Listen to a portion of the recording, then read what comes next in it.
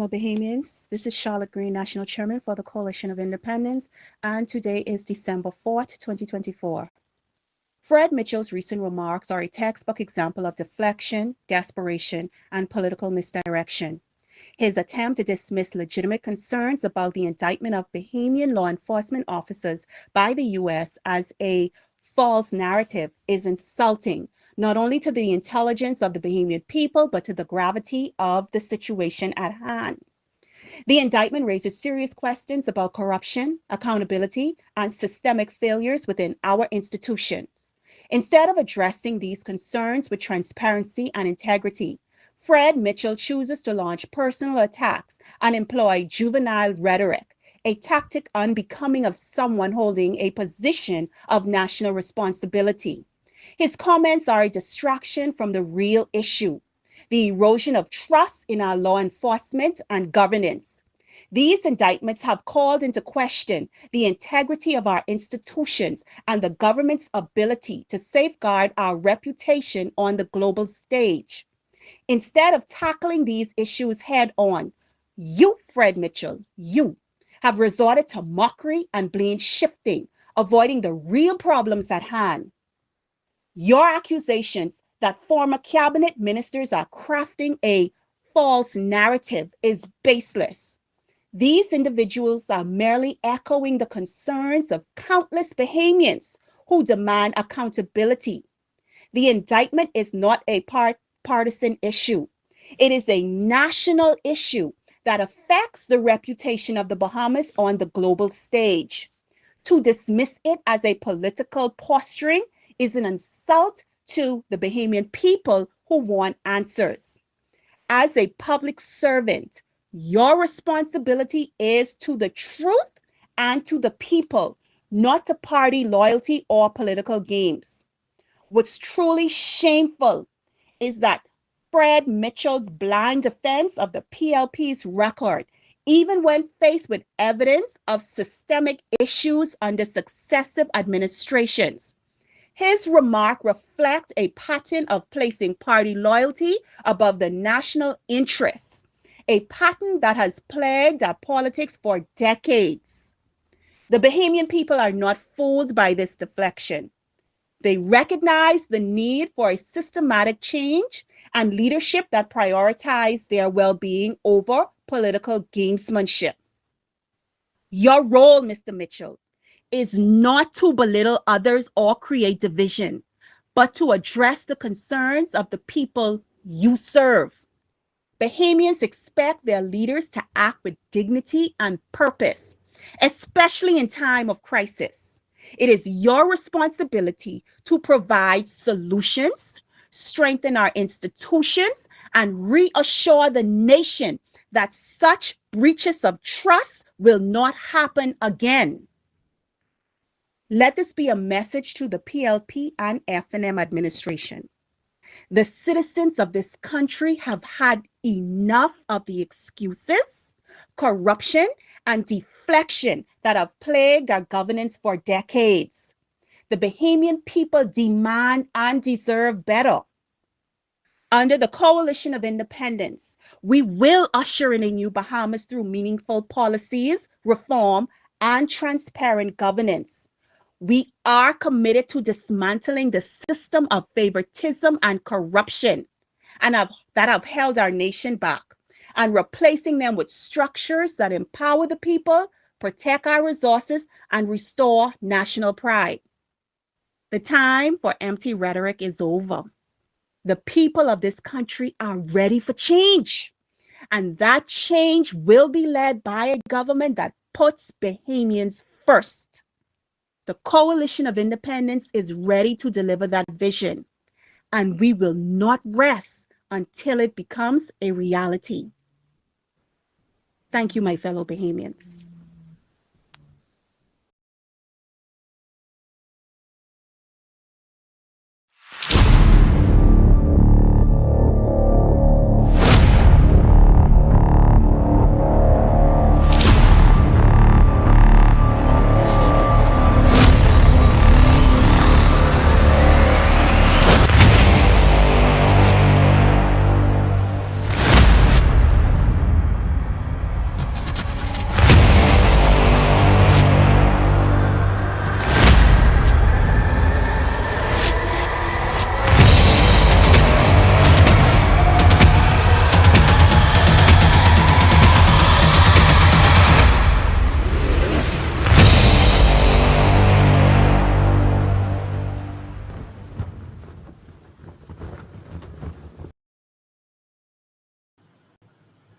Good afternoon, Bahamas, and welcome, welcome, welcome. It is so good to have you here. Thank you for spending your Sunday evening with me, as you always do. It is Sunday at 5, so you know that we are live. We are broadcasting live from many of our social media platforms. We are on Facebook for Lincoln Bain, Coalition of Independence, and Bahamian Evolution. We're on YouTube for the three of those platforms. Also, we're also on Lincoln Bain's LinkedIn and Instagram.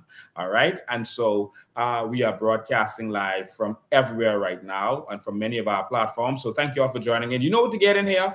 Use your ad highlights, your at followers, and make sure I do a lot of those likes, those little things that go up on the screen. That confuses the algorithm, so no one can interfere with it. It's going to tell the algorithm that the video is important, and so it's going to help to share the video if you keep pushing those like buttons. Make sure those likes and loves are continuously flowing, so it confuses the algorithm and anyone who might be trying to block our lives. You know how they do it. And make sure you tag people and share and do all that good stuff. But ladies and gentlemen, we are broadcasting live from Grand Bahama, and it is so good to be here. Grand Bahama is now like my second home, or or first home. I have two first homes now. That's New Providence and Grand Bahama. Yeah, we'll say it like that. Grand Bahama is my first home, and so is Nassau. But I'm loving Grand Bahama. I've been able to come down here and have some of that fish and panny cake, guava and guava panny cake. That they have guava banana panny cake, and it is so wonderful. I love the people and I love being here, and we are spending a lot of time in Grand Bahama. Why? Because Grand Bahama is the key to the new Bahamas, ladies and gentlemen. We have to bring relief to Grand Bahama because Grand Bahama is being oppressed, because Grand Bahama is the way that the Bahamas is going to move to the 21st century. And so we have to save Grand Bahama. Enough is suffering on this island. But we're going to talk about a lot of stuff today. One, we came down here to do some investigations on the new commissioner of police. We wanted to know for ourselves, not for what they told us. We wanted to speak to police officers, speak to persons on the ground before we really put our opinions about the new commissioner of police out there. And I definitely want to share this with your friends and family. Go in your groups right now and share, because we want to make sure that they understand what's happening. We noticed that Brave Davis just picked this person, and Michael Pinta just jumped to say, okay, we approve. Without any investigation. First, he said he didn't know the person, which was shocking to me, because how could you be the member of parliament for in Grand Bahama, sorry, and you don't know the chief of police in Grand Bahama? That means that you're falling down on your job, and you're the leader of the opposition, not just a member of parliament, and you're saying that you don't know the chief of police in Grand Bahama, where your constituency is. That's concerning to me, because there have to be a lot of people who have issues, and you have to have had reason to interact with that person. And so that's kind of surprising to me. But okay, it's politicians at it again. But we're going to talk about that in a minute. We did do some investigations, and there are some police officers who have some concerns, I think are legitimate concerns, about the appointment and about the performance of that person. And I'm going to be their voice and say what they want me to say at this time, and based on the investigations that I've done. All right. And so we're going to talk about that. We're also going to talk about Old Bahama Bay. Old Bahama Bay is in trouble. I flew down to Old Bahama Bay with some of the owners of the condos down there, and they were terrified of what they saw. They were really extremely disturbed with what they saw, and we're going to show you what they saw. We're going to show you the state that some of them found their condos in. These people pay sometimes up to like $1,200 a month, some more, some a little bit less, but $1,200 a month just for association fees, homeowners association fees, and they feel that that's high-end association fees, and so their place should be maintained in that manner. But what they saw is going to disturb you like it disturbed them. And we're going to talk about that today. And it caused them to take certain action in Old Bahama Bay. So that's what we're going to be talking about today. Make sure you're doing your job to share this. Keep those likes and those kind of stuff going to confuse the algorithm, okay? We know why we're telling you that. All right. Yeah, I see them going. Thank you so much. Keep them going. Keep them going. All right. Many of you keep that going. Um, that kind of hinders the government from what they normally do on these lives. All right. So keep those likes and hearts and all whatever going. All right. All right. So yeah, we learned the hack. All right. So, ladies and gentlemen, I'm I'm going to start this off in the beginning. We know that something happened recently. Uh, you know, police officers and defense force officers were arrested. Um, Innocent until proven guilty, of course, but they were arrested, and it's apparent that the Bahamas is under investigation. Not just those officers, but the fact that the authorities in America did not see fit to communicate with the government of the Bahamas, whether it was the DU or the Prime Minister, etc., to let them know that, which is the norm, that they were doing an investigation. That shows that they don't trust this government. That's a serious indictment on this government, especially after the FTX situation, where the government seemed to have been implicated in corruption with that FTX situation. It shows that this government has brought us disrepute again.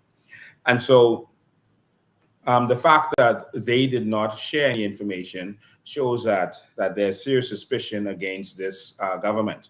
But the fact that they also gave a timeline as to when this thing started shows that they're not just looking at the PLP government, they're also looking at the FNM government, because it started under the FNM. Do you understand?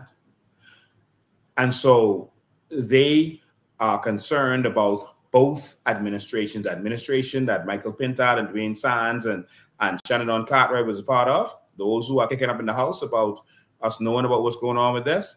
They were concerned about them, all right? And they're also concerned about the PLP government. That indictment is written, drawn up differently than I've normally seen it. That is an indictment on the government of this country. That is an indictment on the government of this country. And I'm going to challenge all of you to go and read that. That's not just an indictment on the persons who were arrested. And more names are going to come out. I want to say this based on some intel that I'm getting. And this is my opinion based on that intel. The commissioner of police did not have to resign. He could have just retired and gone into the sunset. Think about that. He could have retired and gone into the sunset. His resignation was because they had to appease somebody, or maybe another government. Based on what I'm hearing, we're going to hear his name again, somehow, some way. And so we are going to wait and see if and where we hear his name again. All right. So all we know now is that he was in Miami at the time when the officers were arrested, and he was there at the indictment. He was sitting down there crying. He was weeping. And he was made to resign. Okay? He was made to resign. Now, while I would love to take a lot of the credit for that, along with the COI for forcing his hand and calling for his resignation, I believe that there's some greater reason that he resigned, because he could have just retired, just like the deputy commissioner just retired. He's over the age, well over the age. And there was already conversations about him retiring. So it could have just been a retirement, but no. So based on all these things that we are, dots that we're connecting, and other information that we're getting, we feel that we're going to hear his name again. And so we'll see if that pans out. Now, that takes us to his replacement. And so what happened was, on the same day, basically, that he retired suddenly, they had a replacement for him on the same day. Now, that's very strange, because there have been times when commissioners have retired, and there was notice that they were going to retire. There was time for preparation for them to retire. And they were replaced with an acting commissioner.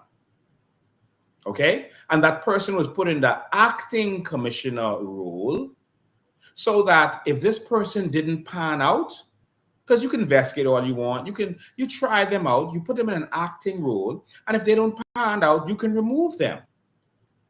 But this time, she was not placed as an acting commissioner.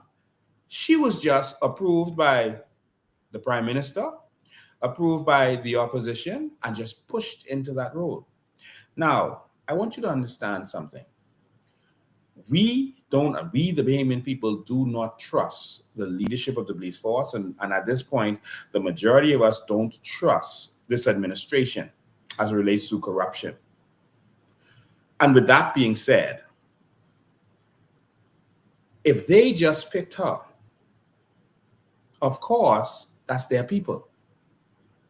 If Brave Davis picked her to be the commissioner, he's not picking her because she is independent and free and et cetera, et cetera. He's shown you that he's picked unqualified people before because, in my opinion, Clayton Fernanda and his deputy, Lehman Delaveau, were extremely unqualified for that position. So it's not about the qualifications. It's about putting someone there who is your puppet. Okay? And so if he is putting her there, that's because that's his person that he wants there for whatever reason. Stay with me. This is going to get deep. All right? And so obviously that's why she's there. So we are told that she is Clayton Fernandez people. She's Brave Davis people. And this information coming from police officers who just want their opinion to be put out there so at least the people would be aware. All right. When Clayton Fernandez was coming in, everyone was warned that he was a puppet of Philip Brave Davis. All right. And that he was unqualified to deal with this. And so we saw it. We didn't listen, but we saw it and we felt because some of our family members had to die. We had to be victims of crime because they put unqualified persons there. And so now they just put this lady there who we're told is a part of their clique per se. Not saying she's not qualified. Those ones weren't, but that's not saying she is not qualified. But the concern that people have is this Brave people. That's why he's putting her there. Brave didn't have much of a choice in who he chose, I'm told, by police officers, because look at his other options. Andrews was an option. They don't trust Andrews to go along with their darkness because they're running this country like a mafia right now. So anyone picked by the mafia, we need to watch, keep an eye on. I'm just being real because this is my country. I'm not here to offend or not offend anyone, but our country is in trouble. And so we have to be the watchmen. Okay?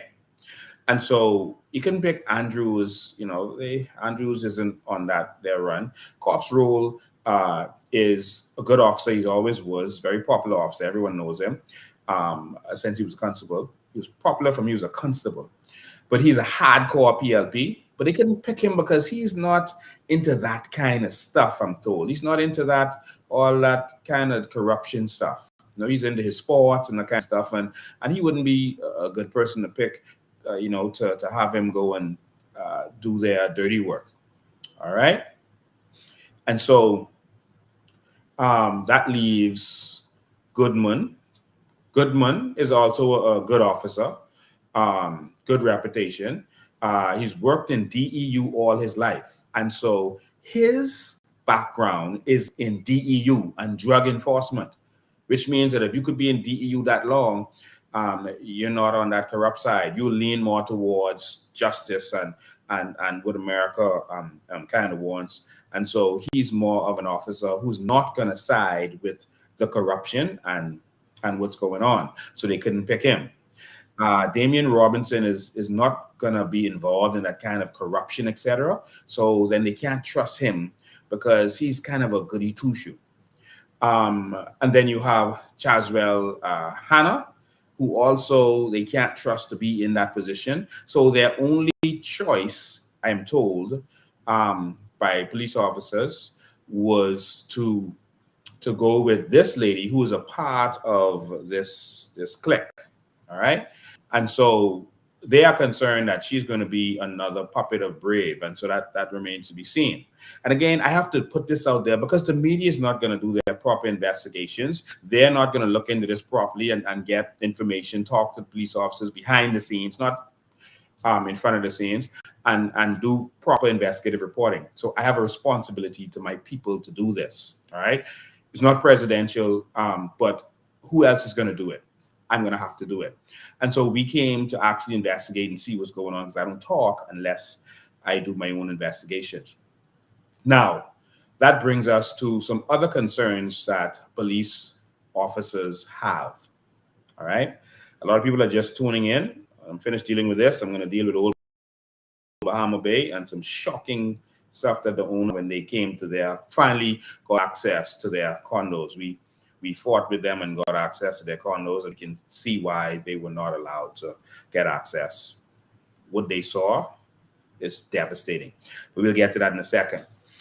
All right. So that brings us to another concern that persons in the police force and at the airport had. All right. And that concern is that they feel that since this administration has come to power, the airports in the north were wide open to be used as a possibility for drug smuggling.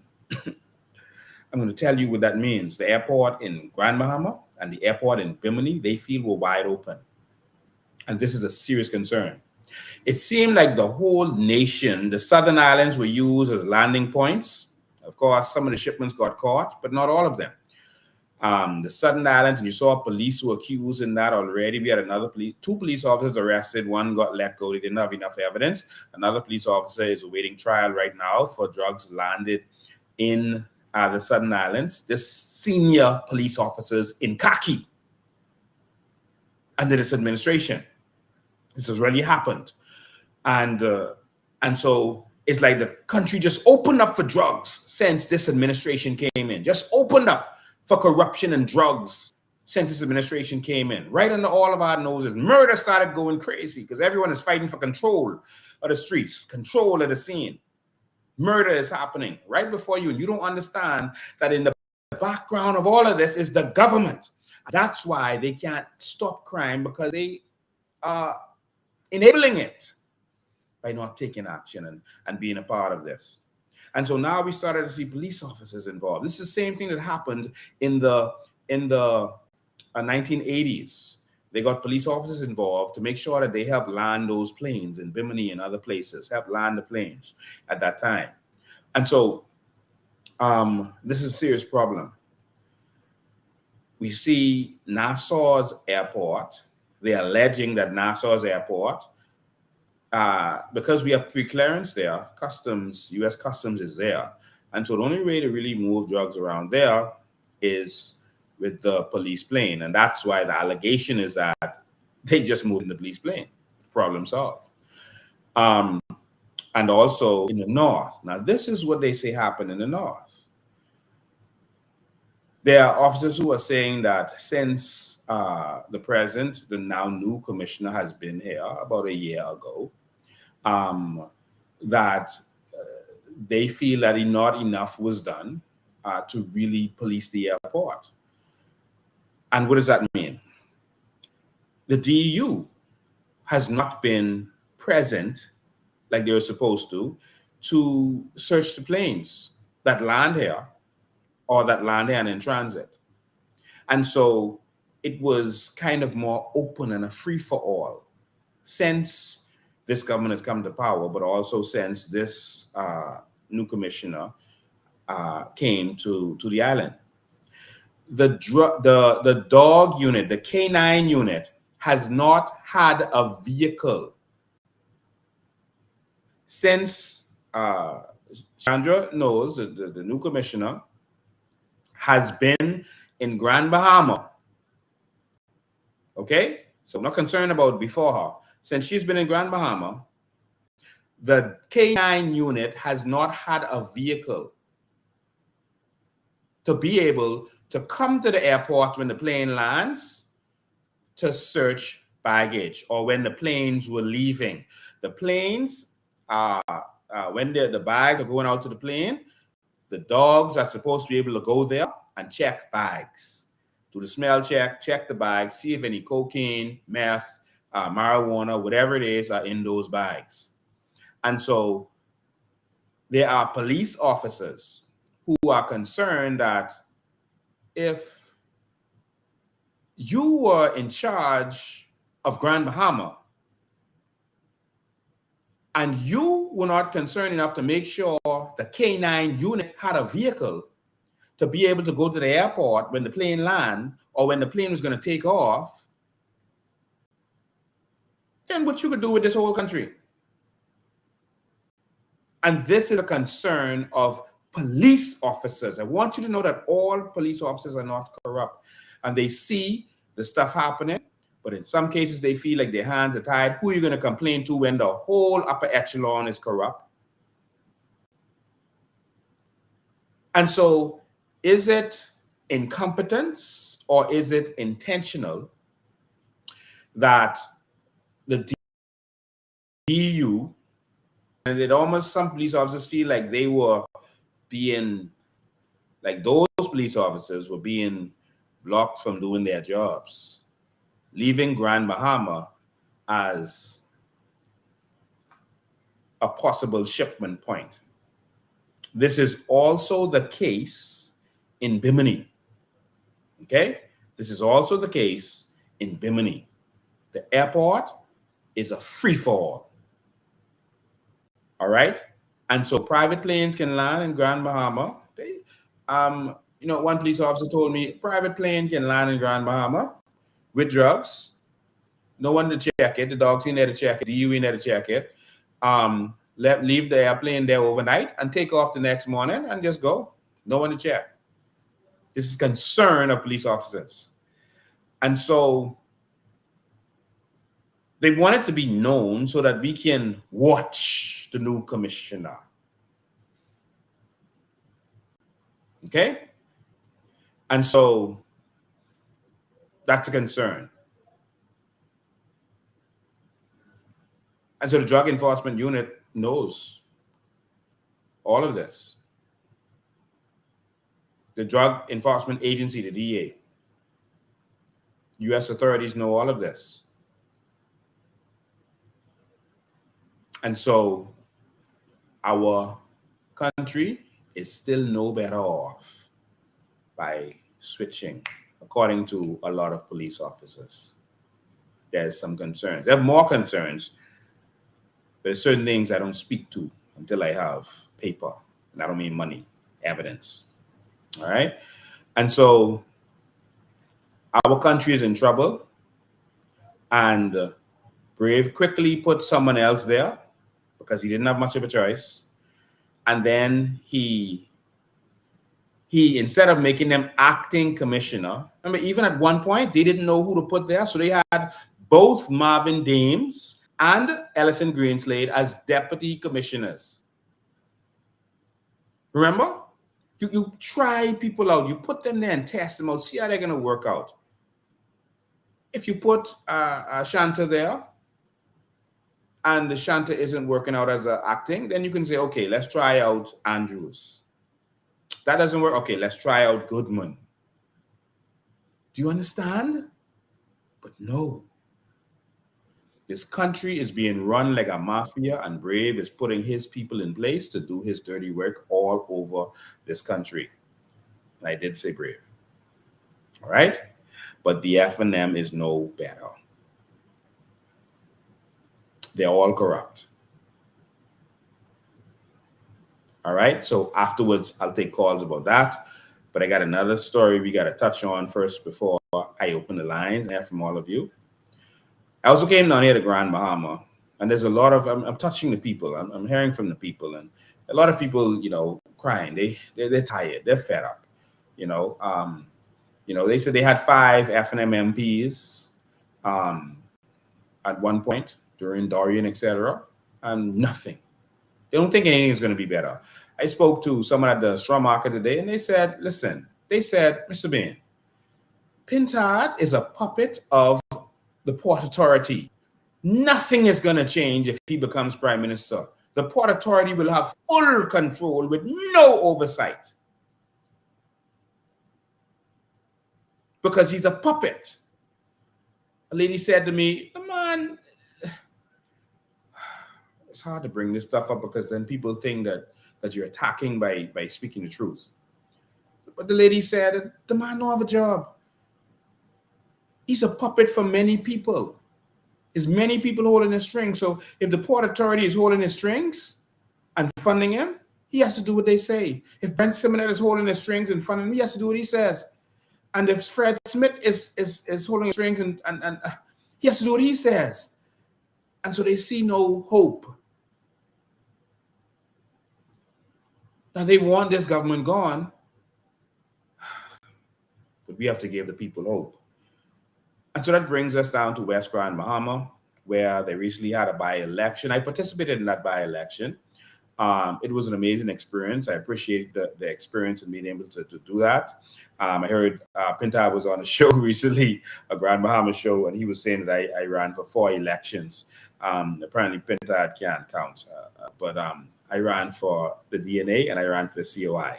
All right, the by-election. That's just a by-election. That don't even count. I ran for 2 general elections. Okay, for the DNA and the COI when we formed. But of course, Pintard likes to lie. He has a problem with the truth, and so that's what he's going to do.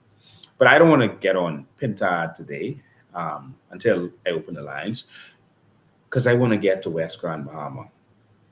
West Grand Bahama had an election, and the PLP came down and spent a lot of money.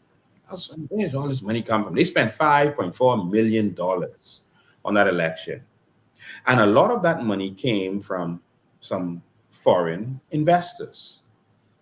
I got to meet these foreign investors, and you saw I had a show recently with some of them, and you're going to hear from them again today. You're going to hear from what they had to say. I'm going to be on the phone live with 1 or 2 of them, but I want you to see some videos of what they experienced here. Now, those persons funded Kingsley's campaign. They even used their plane to bring people in the vote and to travel back and forth. These people put him up in hotels and did all manner of things for him. Money from these people seems to have paid for his wedding. Their rooms were used to house people during his wedding, their condos, that is. They really balling because him and others promised that they would bring justice for these people who were suffering by what's going on at Old Bahama Bay. And they funded him. And again, they spent a lot of money, meaning the PLP, at a house in the back of Old Bahama Bay, a very expensive house. They met with Chess Cooper, Ginger Moxie, the Minister of Works, Clay Sweeting, Jomo Campbell, and others. And they funded them for that election. And, promises were made to them that they would bring justice. These people didn't want them to do anything out of the way or anything wrong. They just wanted justice. What happened was these people, Old Bahama Bay has condos. And these condos are they were very luxurious condos. Remember, John Travolta owned one of them, and that's where his son died. And that whole scandal came out with the PLP. They were trying to shake him down. And that actually went to court. Jay-Z and Beyonce stayed in one of them. Actually stayed right where I am right now. Jay-Z and Beyonce stayed in here. And so there's a lot of the people invested. They felt like this had it was a good investment. Many of these people are wealthy. There's some who are not wealthy, but there's some who are extremely wealthy. And that was just a, investment for them. And, for some of them, they made an agreement that because it's just a side investment, they don't live here. While they're not here using the condo, they let a management company manage it. And they would have a profit share. You get this amount because you're on the ground managing it, and we get this amount because we own this. But these people are saying that since the management company came on board, there was a previous management company when it was on again, and these people with their profit share got their monies every month. They didn't have to pay a thing, no homeowners association fees, nothing. They just got their monies every single month because the rooms go for a lot of money. All right, a lot of money, and so, but since a new group of people came and took it over, this new group of people, um, they're saying the homeowners are saying that they have gotten no dividends, their share, and they've gotten no accounting, no nothing. They took it to court. The court did an injunction to say, uh, okay, you're to tell the management company, y'all need to stop acting as a management company. Um, y'all need to to give these people an accounting, their money, whatever it is, and don't hinder their access because some of them feel like they didn't have any access to their own place, and they were afraid. The managers felt like the managers made them feel like they were so connected to the politicians that there's nothing they could do. I know Bahamas, you know how this place go. Um, Nothing you could do. You just have to take it, and so they've been fighting for a few years in the court. They got the injunction that should have favored them. The management company didn't live up to IVRC, didn't live up to, that's the name of the company, didn't live up to their what they were supposed to do, ordered by the courts. And so the guys tried to sue for contempt of court. And of course, in suing for contempt of court, their lawyers seem to have not done things properly on both sides. And so they said, okay, you have to refile again. The injunction still stands, though. All right. And so they should not be hindered. Their utilities shouldn't be tampered with. Remember, just like the Shantytown situation and all of that stuff. And so, but they couldn't get any justice. They couldn't get to enforce anything. An administrator was put on by the courts to remove IVRC and to allow management of these properties. But of course, they kept fighting these people because they're not around their way, and they're foreigners in this land, and they feel like the country is so corrupt, the government is so corrupt, there's nothing they can do. All right, and so someone told them if they want justice to call me. And so they called me and they gave me all the documents, the papers, told me what's going on. And I did it live on this before. Many of you have seen that. And and so they had a chance to do what is right, IVRC that is, and they didn't. And so we jumped on a plane and we came down here with their deeds, and we gave termination letters from some of the owners to IVRC, and changed the locks and took their place back over. But in accessing their building, that's where the shock came. Make sure you're sitting down for what you're about to see. These guys pay $1,200, some of them, a month for the homeowners association, which means that that's to take care of mowing the lawn and that kind of stuff, keeping everything maintained and that kind of stuff. Um, the place was also being rented, so money was to be made, and that was supposed to maintain stuff on the inside, etc., cover utilities, etc. But when they came to their unit, y'all sit down for this, all right? I'm going to tell you, I'm not tell you, I'm going to show you what they saw. Um,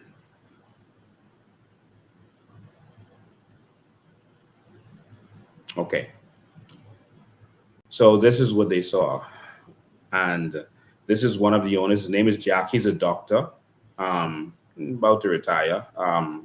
Wealthy gentleman, properties in other places, buildings, condos, whatever. This was just another investment. He bought this without even ever seeing it. He bought 2 units here without ever seeing them. And he was never really given access to it. And they would always tell him, oh, we rented it out. And they would keep blocking them. But here is what they saw when they got here.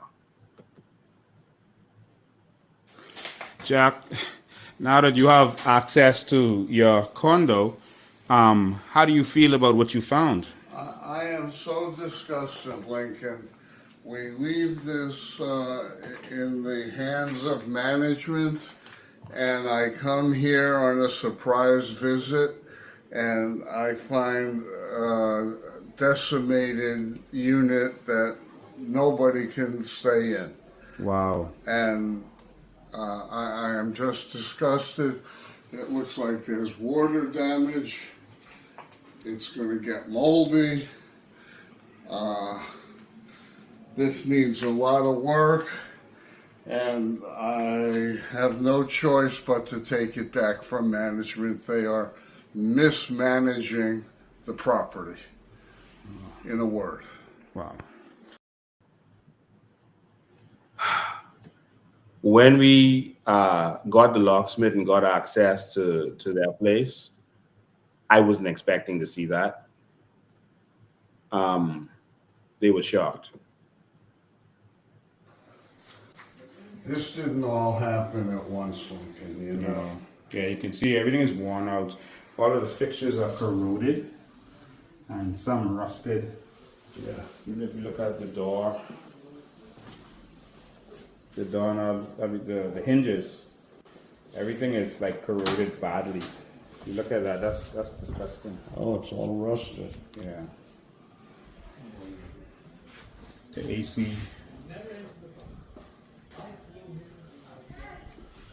Here's another one of those stories.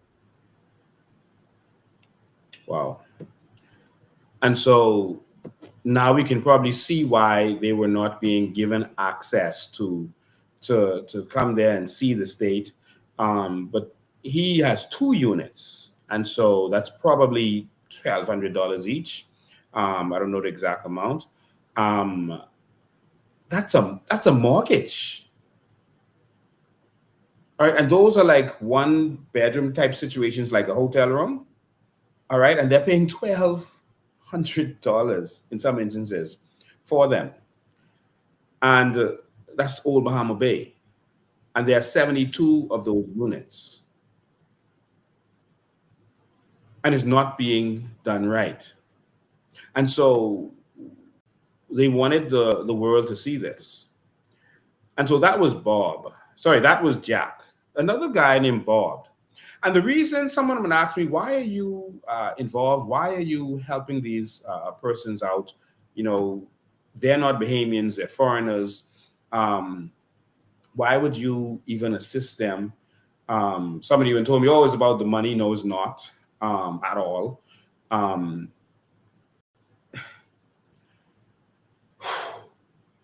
when Dorian happened, if it were not for our foreign residents of this country, Abaco and Grand Bahama would have still been in a dated state.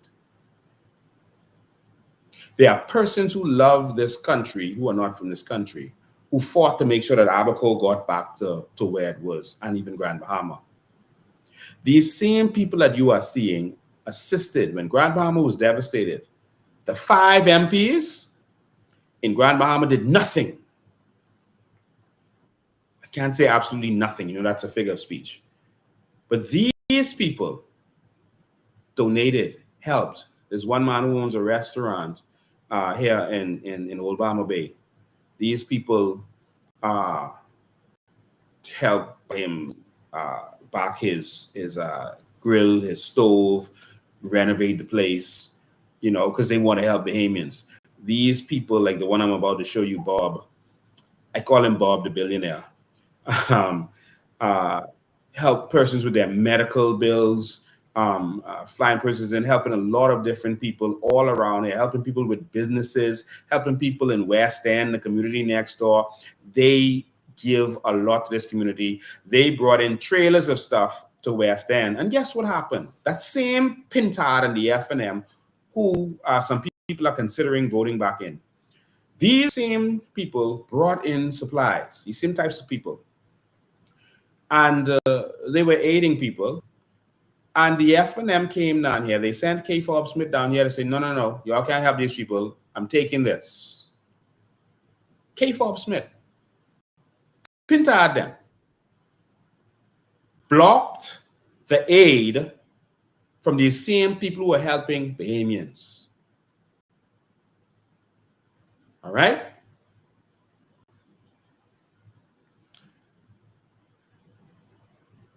They helped a lot of Bahamians.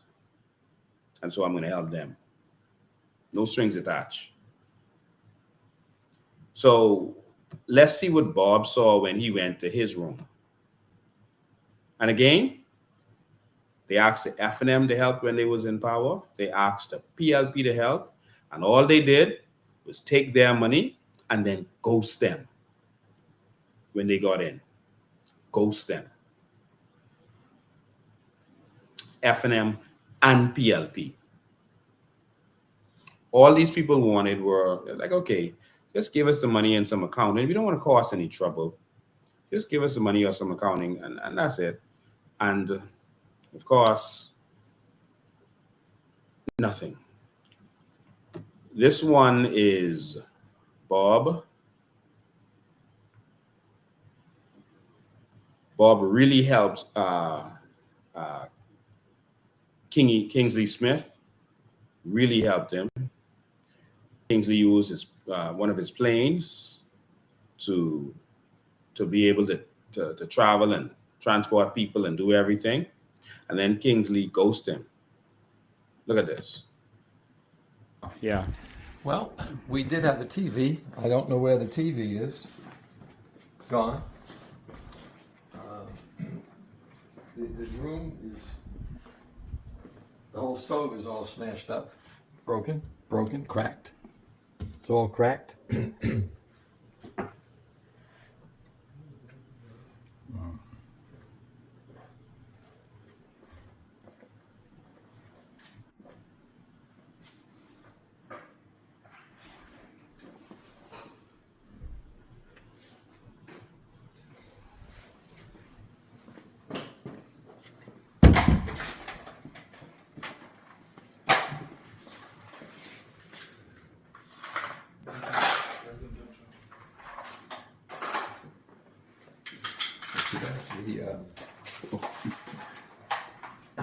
The panel's supposed to have there's supposed to be a picture hanging over all this. I don't know where the picture is, but supposed to be a picture hanging there. Oops, sorry, it's over there.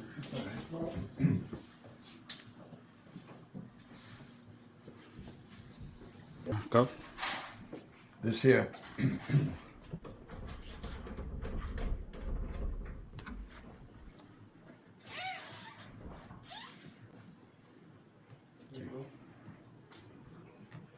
So, how do you feel about your investment, your $1,200 a month that you've been paying? I'm paying $1,200 a month. This place is supposed to be kept immaculate, and my door's broken. They got to come fix the door. The door lock is broken.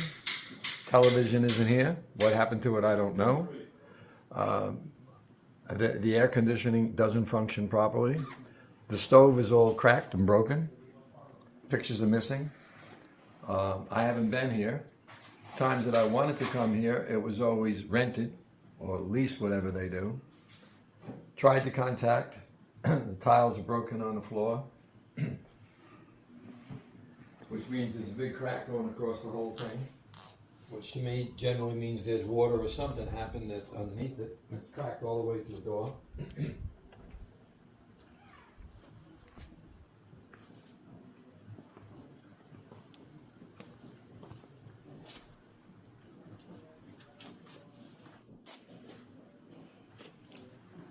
It's not very, it's not in very good condition.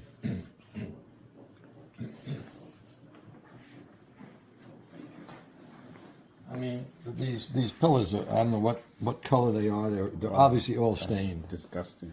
It's disgusting. I wouldn't even, they should be thrown out. Looks like blood on there or something.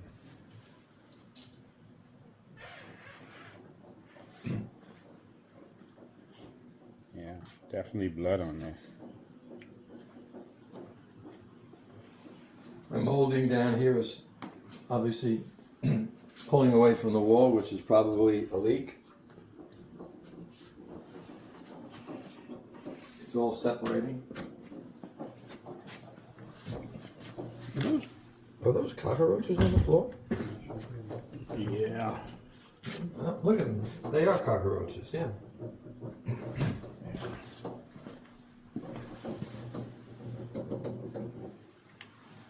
When I was a kid robbing houses, I used to be pretty good at that, but I can't do that shit no more.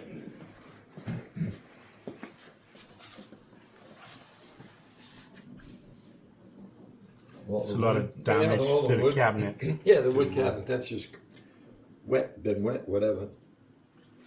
They're definitely not maintained.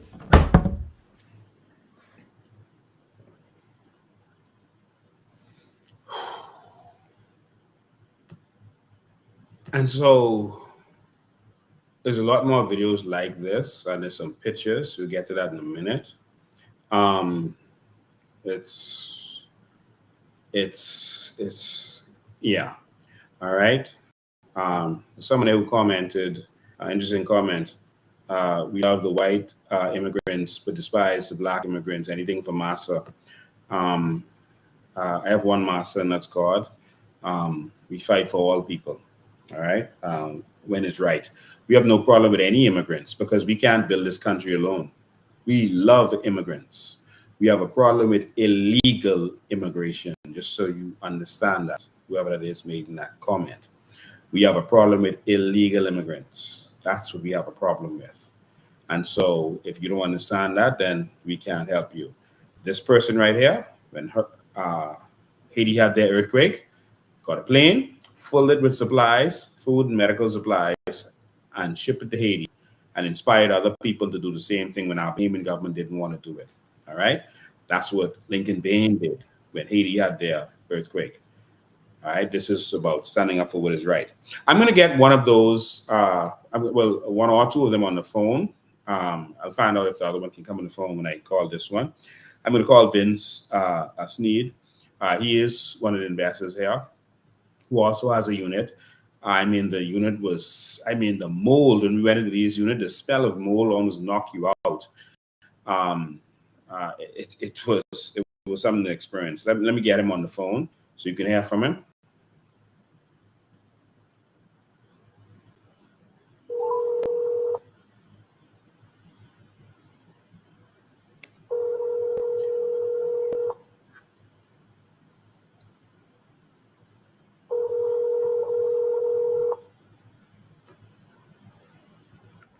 I've reached your voicemail from Vince Sneed. I can't take your call right now. If you will, leave a message. Okay. Didn't get him on that call. I'll try him again. And so these guys came down here and they were, absolutely in shock at what they saw. And they were really concerned. And so said they issued termination letters and they changed the locks on their units. The administration is so bold. The administration is so. Hey, how you doing, man? Hey, Lincoln, how's it going, my friend? I'm right here, man. Right here in this fight. I want to thank you for joining us on the live. Bahamians are watching, and I think some of them are disturbed as you are at seeing what you saw when you got in here. Describe how you when you came in here and saw the state that some of these units were in. Well, first I want to say I've been a friend and a family of West End for 35 years, and I've owned a property in Old Bahama Bay for the last 5 years. It was good up until about 5 years ago, and unfortunately, the experience that I've had there, it's kind of tainted everything, but it's never going to change my love for the island. I actually have not been able to access my room for probably last year and a half. Every time you get in there, like you said, the rest of the guys have been told that it's either run it out or the AC is not working or whatnot. It was clearly evident that there hadn't been any air conditioner in there in a while with the mold and the mildew and the fixtures. It's very disheartening.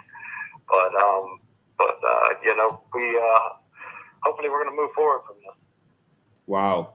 Wow. So explain to some of the Bahamians who might not have heard of this. Well, what's going on? You guys bought these units, and some of you guys, the newer ones, there was agreement of a profit share, but there was never a profit share. Explain to them what happened. I believe the previous management company up until IVRC took over, or actually I think when John McDonald actually came on board, he's going to change the structure of the dividend payout. I didn't buy my unit till 2019, I believe it was, and up until 2016, 2017, I believe people were receiving $400 to $500 a month dividends from the previous management company. So they were making money from this, not paying anything, but making money. No. The HOA has always been $1,000 to $1,200 a month, but it was offsetting it by 50% at least. Wow. So yeah, so the expenses doubled, with a new management company coming in, and it could be understandable if we were receiving financials or any type of accounting. We don't get any occupancy reports on how often they rent our rooms out. They charge $250 to $500 a night for those rooms, and from March until September, I would venture to say it's full 90 to 100% occupancy. Every week, every 4-day weekend at least, and they're making some money on the rooms. Wow. And so, you've decided that you've had enough, because I know you went through the lawsuits, you sued, you got an injunction that said that they should not, tamper with your electricity, your water, or any essential services. That would include even internet and cable, that they shouldn't interfere with your access, that they had 14 days to give accounting to you with chronological receipts. I have this court order here. And quite a bit of other stuff, because the court seemed to believe that something was going on, right? That's correct. The court actually ordered us to or gave us access to their records. We showed up at their office and they refused to give us anything. Wow. But it was basically the management on this side basically said that's a Bahamian court order. It stands. Has no standing here in the States. Oh, wow. So what you just said, a lot of people might understand. So what these guys did was they came in here, took over the condominium project, and they actually formed another company with a similar name in the U.S. We showed all of this during my last live. If you look at the live where I asked Chester Cooper and Ginger Moxie what happened at the hotel in West End, you can see the full story. But they formed another company in the U.S., and they're collecting all of this money in the U.S., not in the Bahamas, and collecting VAT, etc., in the U.S., not in the Bahamas. And so it almost seems fraudulent. It's a Florida corporation collecting the money that's for the benefit of the Bahamas homeowners associations. Along with that, the money deposited into a U.S. bank account, so we were never able to trace where the money went after that. So, as you mentioned, we as the owners of the property have no ownership in the Florida corporation that they have over here. So there's a bit of concern there. Right, because if the money comes here in the Bahamas, all of you have access to it because you are all joint owners as a homeowners association. All of you are joint owners, but they are taking your control by forming another company in the States. Now, you have already spoken to, you've already had talks with FBI officials. You've had talks with the financial crimes here in the Bahamas, and the financial crimes wanted you to get the Securities Commission involved because they form a company and they did this skullduggery with the U.S., and so they could investigate it properly. And so you're not taking this lightly, and you're trying to do everything the right way. You're trying to do it the proper way, right? That's correct. We want a legitimate management company watching over the properties. That's not only going to benefit us as the owners, the IVRC and the management company that's down there presently, they're not only hindering us from any type of advancement, but they've oppressed the village of West End tremendously over the last 3 or 4 years, or 5 or 6 years actually. I know that there's been probably 4 or 5 different investors that have come in and they've seen what's going on and haven't been able to get access to books or financials and have actually been run away from the airport. You know, there's What? there's a lot of corruption occurring down there. Wow. That's, yeah, man. Like I said, I'm so sorry you have to be going through this. The person I'm showing on the screen now is Mr. Culmer. Mr. Culmer actually runs the property, and he has hired a lot of locals here on the property.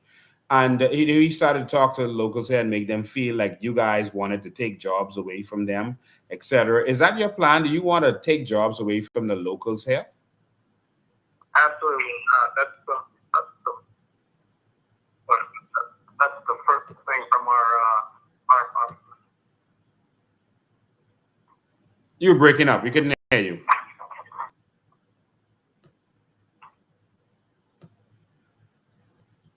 We lost connection there for a sec. Yeah, sorry, buddy. I noticed that also.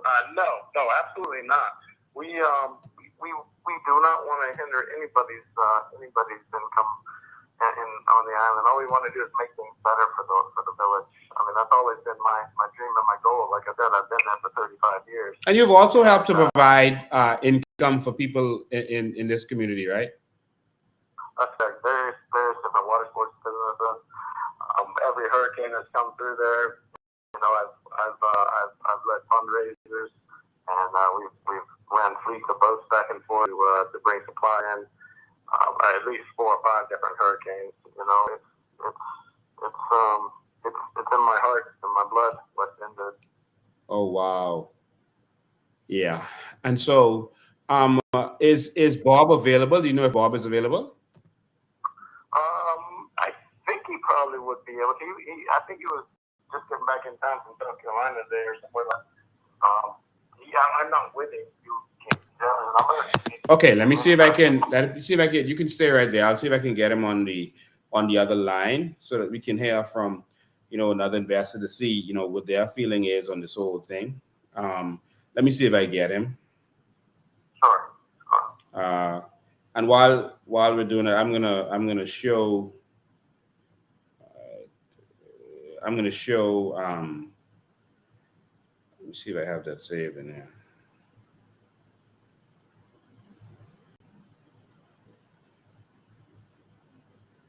I'm going to show pictures of okay, I don't have it saved in that other phone, so I'll call him in a sec. But I'm going to show pictures of what's really been going on and what you guys have experienced when you came here. And all right, that's the guy who runs things now for the foreigners. He's a Bahamian. Everyone knows him from basketball. You know, he helps people out too, and does some good stuff in the community too. This is the water damage. I don't know what this is, and mold. This is mold in a recessed lighting, and if you look all around, you're going to see mold around there in a unit. This is the damage from the ceiling. I don't think it's from water damage because it's dry. So I don't know how that fell down like that. It's for maintenance. There's some AC units with all panels off, and it looks really, you know, rough. Panels are off. This is corrosion in the bathtub. There's more AC units with the panels off and looking really unkept. This is the washer unit. I think this is in Bob's room. There's a washer in there and it's just destroyed. You can see it's not working properly. It's mangled. This is the stove. This is Bob's stove. It's broken. This is the kitchen. This is a room where the AC control panel is off. As you can look outside these units, it's supposed to be luxury units. These it's stained because the water is running onto the tile outside. There's a lot of broken tile outside, by the way, and it's totally stained up. This is the ceiling again, and this here again is the floor situation. You already saw that. Everything's thrown all over the place. And so what you're seeing here is locks broken, because what we did was we got a legitimate locksmith, showed him the deeds, etc., and had the locksmith change the locks after we showed them the papers to be here. So what happened was a couple of days later, Kalma, that same person that we saw, ordered his maintenance staff, because apparently they couldn't get a legitimate locksmith to change the locks because they don't have papers. So he got his maintenance staff to break into the rooms from next door rooms. They broke in with crowbars, etc. They broke in from attached rooms and came on the inside and then screwed off locks and changed the entire both locks. Which, I mean, is critical to gain access again. We had to then go to the police, and the police got the documents, deeds, court papers, etc., and called in Kalma and told Kalma that what he did is out of order, it's trespassing, and they're responsible for anything that is missing. All right, if anything is missing from those rooms, Kalma and those are responsible. And so that was very silly of him to even want to go in those rooms, and so the police told them to stand down. They have no rights to tamper with electricity. They also turned off electricities on the rooms. Kalma immediately said he would restore the electricity, and they were warned not to do that. And if they had some other paperwork, they could bring it. But they are not saying that they have ownership. If they had ownership of the units, then this would be a civil matter. They're just the managers of the building. And I want everyone to understand this. All right. Let me help you to understand this. Let me remove these pictures for a second. These people are the owners, the people I'm talking to, Bob, Vince, etc. They're the owners. They have conveyances for their property. All right, actual conveyances. And so the managers are just managers. They have no legal right. So let's say you have a mansion and you hire some people to maintain your mansion or manage it, while you're traveling around the world or while you're in another country. You have a property manager. And even if you say, okay, I want to rent this out while I'm not here, property manager, you handle that and account to me, and you take a piece of it because you're managing. That doesn't give them ownership rights at any point, even without a court order. The owner with his deeds can come there and take back over their place and fire the manager. And that's what we want to say to everyone in this situation. You can just come and fire the manager. That's just a profit share situation. And the manager, they don't have any rights. All right? And so what Kalma did was he went to the police and tried to tell them a story that this is a hotel, and tried to treat it like it was timeshare or something. He deceived the police, but the police said he didn't bring any papers when he was talking. But they came here and they actually assisted him when he was changing the law, because they heard his story that it was a hotel, but they didn't know the full story. And we had to go back there with the actual documents. So we wanted to get all of that out. And so in terms of any other owners who are out there, is there anything you want to say to them? Yeah, definitely. Like I said, we just opened the door with it, and I would love for anybody else that wants to join our cause to get in touch with me. I can't tell right this minute if talking or if I'm talking. Sorry about that. You're talking. Don't listen to whatever you're watching it on. Don't listen to that. Just listen to the phone you're talking in, because that's going to have a time delay. Yeah, there must be the delay. delay. Sorry about that. I didn't want to talk over you. If you guys are interested in joining the cause here and getting control of your property again, once we get control of it, have a transparent management company that's going to benefit you and benefit the village of West End, give me a call at 386-589-9893, or you can email me at bsbahamas@yahoo.com. Say that number one more time. Number is 386-589-9893, or you can email me at bsbahamas@yahoo.com. You said VS, V is in Victor? Correct. Victor Sierra Bahamas. At what? Yahoo.com. Sorry about that. Okay, I'm putting it up on the screen so persons can see that information who want to get that information. Yeah, and so I think some of you guys were intimidated because you felt like John Culmer was, one, aggressive, and two, politically connected. Is that so? James and I. Not Culmer. Sorry, I'm talking about John. John, what's his name? McDonald. John McDonald. I wasn't talking about Culmer. Sorry about that. Culmer is the Bahamian. Yeah.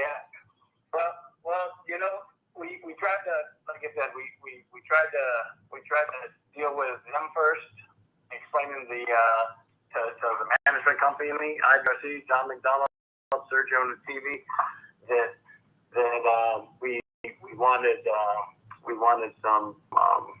some validity with the operation that they were running. We wanted financials. We wanted elections. We wanted annual meetings. That never happened, so we took it to court. We tried to do it the legal way through the courts, and the attorneys kind of failed us on that situation.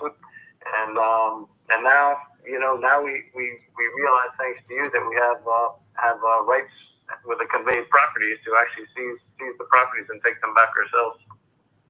Yes, definitely. There's one more thing I want everyone to see.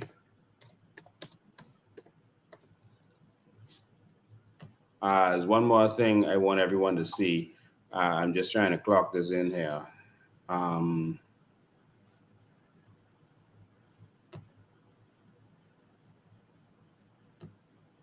Just give me one sec. Almost there. All right.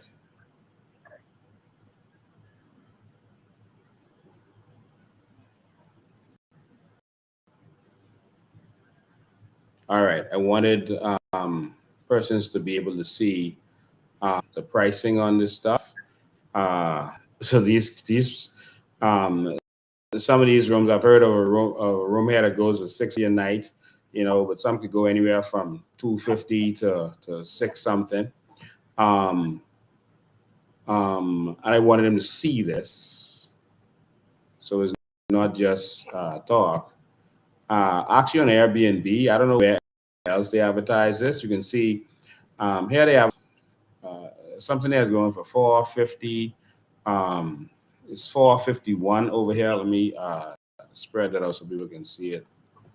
I don't know what that is, but that seems to be over here. Oh, something for $13,000. Oh, that's the houses in Old Bahama Bay. $943.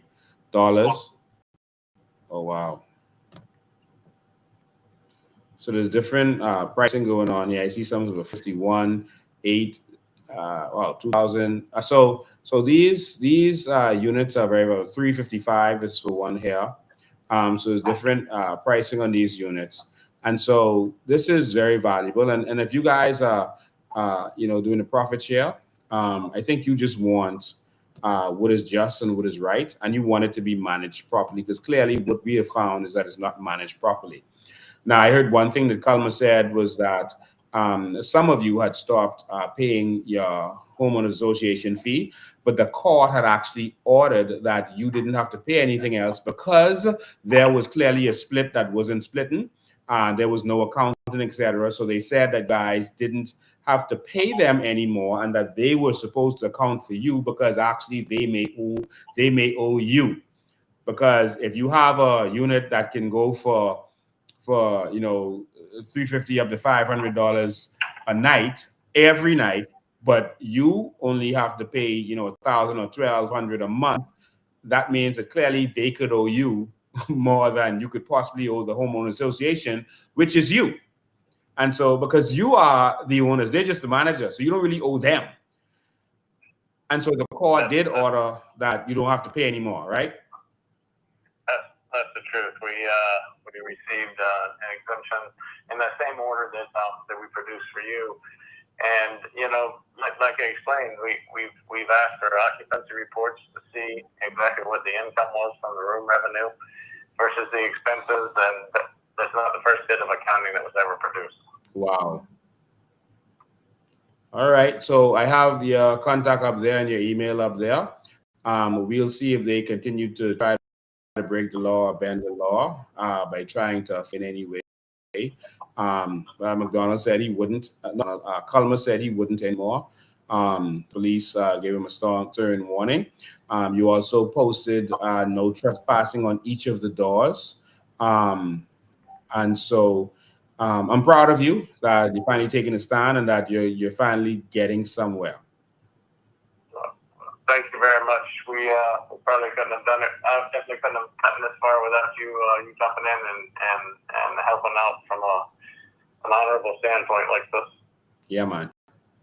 All right. So thank you so much. I'm going to open the phone line and continue to listen in. All right. All right, brother. Thank All you. right. Talk to you soon. See you later. All right. Let me just quickly see if I get, but I didn't give him any notice that he would be live. So I don't know if let me just get Bob. See if, let me see. Why can't I find his number on here?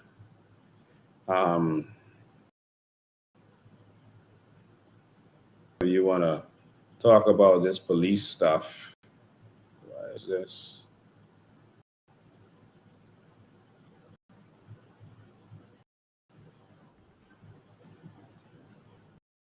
I don't know, my phone is going crazy. This number is showing and then disappearing.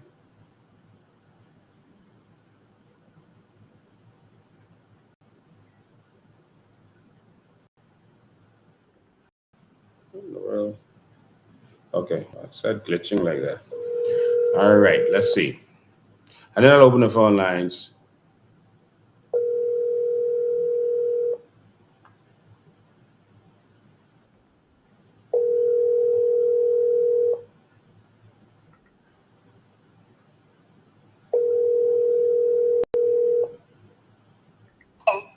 Hey Bob, how you doing? I am live. We just finished speaking to Vince. I don't know if you were watching the show. I know you were traveling today, but we just wanted. Oh my God, so sorry about that. Yeah, so we are live. So we showed your room and the state that it was in. We showed Jack's room and the ceiling falling down and other problems around the property, air conditioned units and that kind of stuff. We told them about what went down. Just want to know, how do you feel as an investor about the state that your room was found in and other persons that you were there with, the state that their room was found in? Well, quite obviously, I've been fighting with this problem for the past 40 years. That place should be in immaculate condition with the amount of money that most of us are paying, and for the condition it's in is terrible. And I've been trying to work with it. I've been trying to get information that possibly I, as a businessman, can help. I've been unsuccessful. I've been in the court system for 4 years, and I've decided the only way to take care of my property is to take care of it myself. And I had the right to do that. I had my locksmith change the lock. I own the deed on the property. And quite obviously, the managers of the property thought they owned it, broke my locks, broke back in, and damaged my doors. So I'm starting all over, and the police in the settlement, they told the people, the management people, that if they do it again, there'll be charges pressed. So yeah, I am very disgusted with what's been going on. But it's not only me. There's 72 apartments there that are used, abused. We have no idea what happens to any of the money. Most of the time when I go there, my apartment is rented.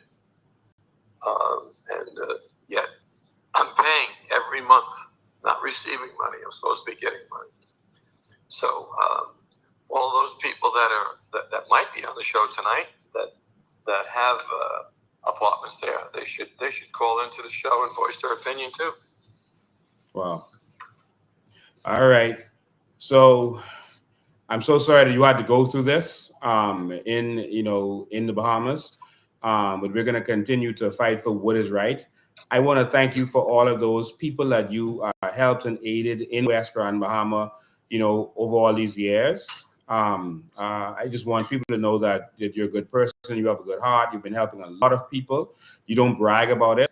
You've been helping people with medical stuff and with business and in all manner of different ways. And that you actually love this place and you feel almost like a Bahamian, right? Oh, I'd love it. My wife could sit on the beach and read a magazine and be happy there forever. And that's the reason I'm still fighting the good fight. Wow. And I want to thank you because not only at this island, but all the things you do on all the islands, that needs to change. I mean, they need to be brought up to task what they're doing wrong. I mean, this is not an island for people to come in and carpet bag. People know what that word is. Yeah. This is an island that's a beautiful island, and the people there. I mean, any of the people that listen to this show that know me, they know how I am. And they know me for a long time. And it needs to stop. It needs to change. The people that get embedded in this they're like, they just embed themselves in your house. This is just like take my house. And then when I come back into it, they break into it again. And I, again, will say this to you, Lincoln. I thank you for sticking up for me, and I'm forever in your debt because I don't think I could have gotten this done without you. And I'm sure the other residents of the property have the same thing. And I believe that sooner or later, more of the people that are afraid, they're afraid to come on the island, and they're afraid to speak up. And you people out there that have called me, you know I am. You can very easily call me and straighten this matter out.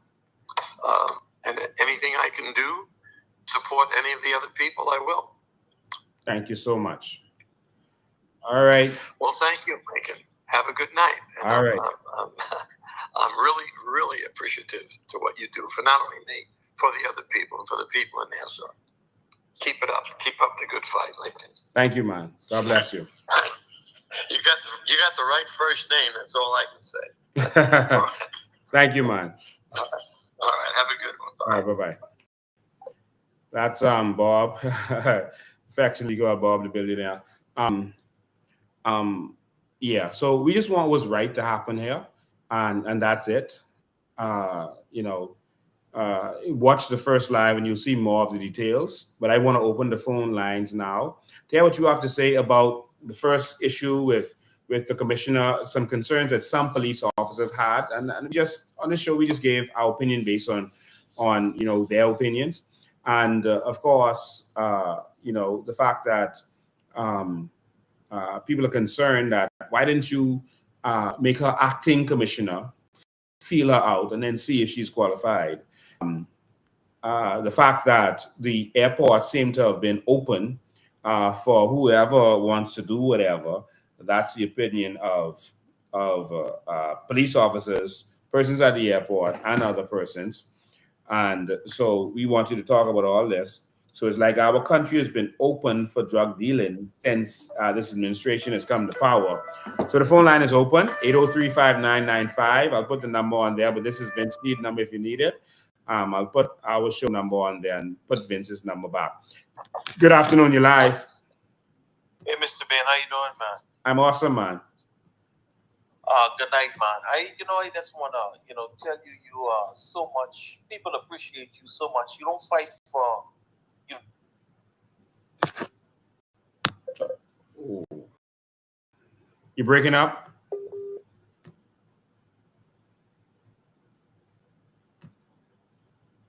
Hello?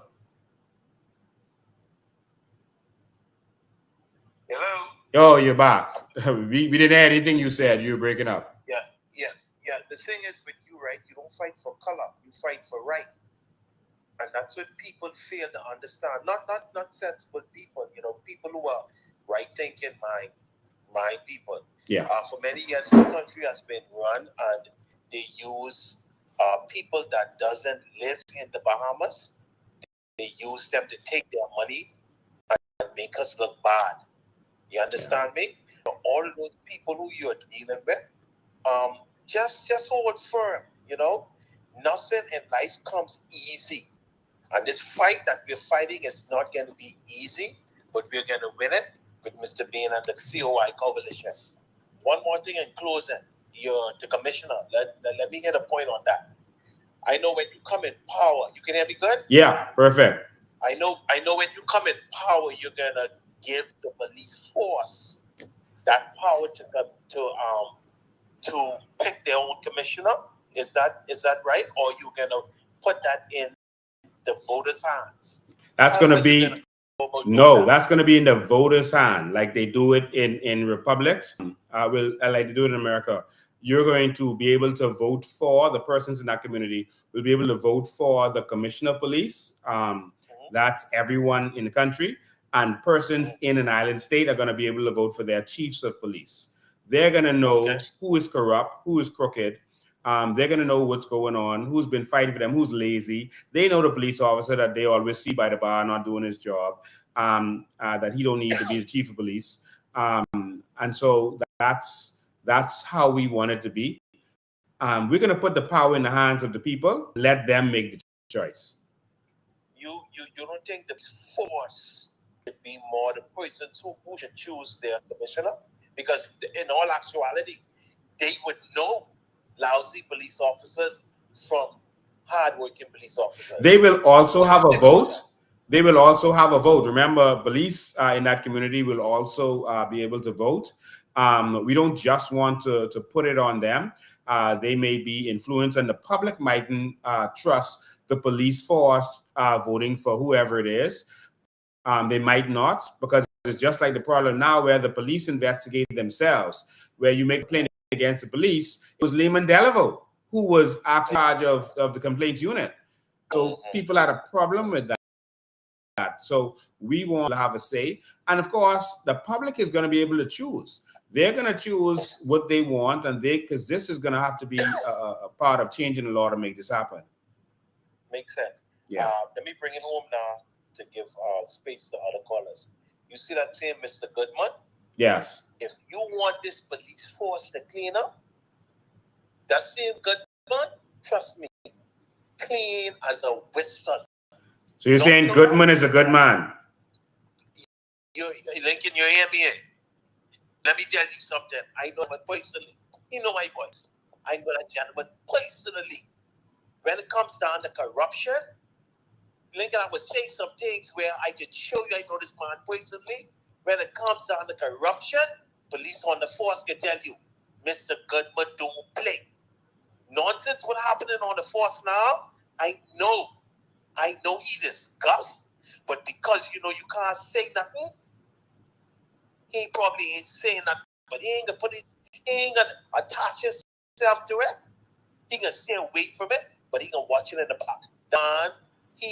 When it comes to honesty and loyalty to that police force, trust me, Mr. Goodman is the man for the job here. I will tell you that. I will second that. He can tell you, Stitchy can tell him that. Goodman, trust me. If you want a clear police force, put it in Mr. Goodman's hands. Trust me. Have a nice night. All right. And so one of the things we want to do, I second that. Goodman, I don't know anything negative about him. He's a good police officer. He's been in DU for I think most of his career, all of his career. But for someone like him, they're not going to put him on the top because they can't necessarily get him to do bad, probably. They like to put corrupt people to the top, people they can control. Remember what Paul Roll said? Paul Roll said, Minutes put him there.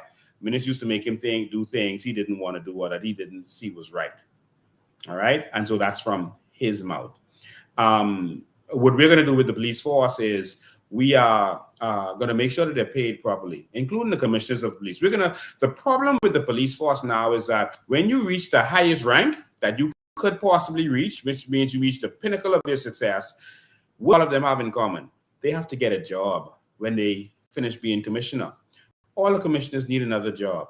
All right. And so depending on the government, one, to help them to organize and do what they need to do and give them their budget so that they could look good. And then afterwards, give them a good cushy job so that they could go off into the sunset. And that helps the prime minister to be able to control them. We're going to make sure that the commissioner has his own budget that is not controlled by the government to a certain extent, approved by cabinet. The way budgets are controlled, not cabinet, sorry, I said the wrong thing, are controlled by parliament, all right? Just like Congress approves budget in the United States of America, they make sure that the president doesn't have the power to control the money. That's a balance, to make sure you have a proper balance. So we're going to make sure the commissioner is independent on the prime minister. And also that the commissioner has a good salary and a good pension so that once he's finished, he has tenure and he has a salary so he doesn't have to be corrupt. We're going to pay police officers very well so that they don't have to do corruption. We're going to make sure through our sovereign wealth fund and through our mortgage co-op that they don't have to depend on anyone for housing or anything else. If no matter what the situation is in the beginning, before we start benefiting from our natural resources, police officers need aid. They need whatever they need that they can get no interest loans from the government to build your house, to open your business. We want to make sure that police officers don't have to settle for corruption. That there's no reason for them to do that. We are going to pay them handsomely so that our country can be in a good place. I remember when I joined the force, I was making $1,133.33 when I joined the force. Never forgot that. I thought that was some good stuff back then. And when Ingram came in, Ingram started giving raises constantly. By the time I left, I was making over $2,000 or something like that. He kept raising the salaries of police officers and other civil servants. And I remember how that made you feel. All right. We are going to have that same kind of policy where we're going to be increasing the salaries of civil servants so they're not dependent on us or anyone, and they're able to do their job and not having to get tips in order to survive. All right. But our police officers, coming to them to offer them bribes is going to be the stupidest thing in the world, because they're going to be well paid. All of our officers in other risky areas like DU, etc., they are going to be paid even more. You're going to qualify to get into those areas, and they're going to be paid even more. All right. I know one thing that they did in the US at one point, if they made a drug bust, they got a percentage. And so these are things that we're discussing now to see how these kinds of things can work so that they can get paid on their merits. All right. But we have to pay these men and women who are risking their lives. They're going out there, leaving their family, going out there, fighting for you, securing your family and leaving their family at home. We are going to pay police officers, the defense force officers. You're going to make you going out there. You're going to secure our borders, and it's going to pay you to allow some drugs to come in. All right. We're going to make sure we're paying to avoid the loss based on corruption. And it's worth it, because once we keep our streets safe, tourism is going to be better off. We're not going to lose that $500 million they say to corruption. If we're losing $500 million because of corruption in the country, why don't we take $200 million and make sure that we give raises to the people who are in those areas to make sure that they get paid? All right. And so that's something we are definitely going to do. Police officers have not been getting their gratuity. I was one of them. I'm going to fight for them on that. And we're going to make sure that that we end the corruption, because if they are doing well, we're going to demand that they treat the Bahamian public well and with respect and do what they're supposed to do. All right. And we're going to give them the tools they need to do their job. And so that's just something we want to do. The number is 803-5995. You can call WhatsApp or regular call. 803-5995 is the number. 803-5995. You can call in. While we are waiting for you, I'm just going to show you something. This was here before last election. This is our plan for good governance, and everything is on our website. You can go there and see a lot of stuff. This is our plan for good governance. And I want to read this to you. So many of you might have not seen this. This was before last election. This is our promise. All right. This was on our plan for good governance. The video is there, so you can see some of the things that we wanted to plan. We're changing some of the things in there because we're going from Vision 2025 to Vision 2030. Vision 2025 was an activist group, Bahamian Evolution, that did that to give to the government to show how we could benefit from our natural resources, etc. Vision 2025 is pure COI, not Bahamian Evolution. It is the plan that we are going to do to take this country into the next Bahamas. And so stay tuned for that in short order. This is our plan for good governance, because we want a country that operates properly. It says a promise to the people of the new Bahamas. It says, you will not be treated equally. And I said that correctly. You will not be treated equally. There will be no equal treatment for Bahamians as it relates to other nationalities. Bahamians will be put first. To be clear, we will put Bahamians first. To be clear, this means all Bahamians, regardless of race and socioeconomic status, you will personally benefit from our natural resources. You will spend every hour of every day on a mission. Sorry, we will spend every day on a mission to empower you. We will spend every hour, every day focused on how we can make this nation better for you.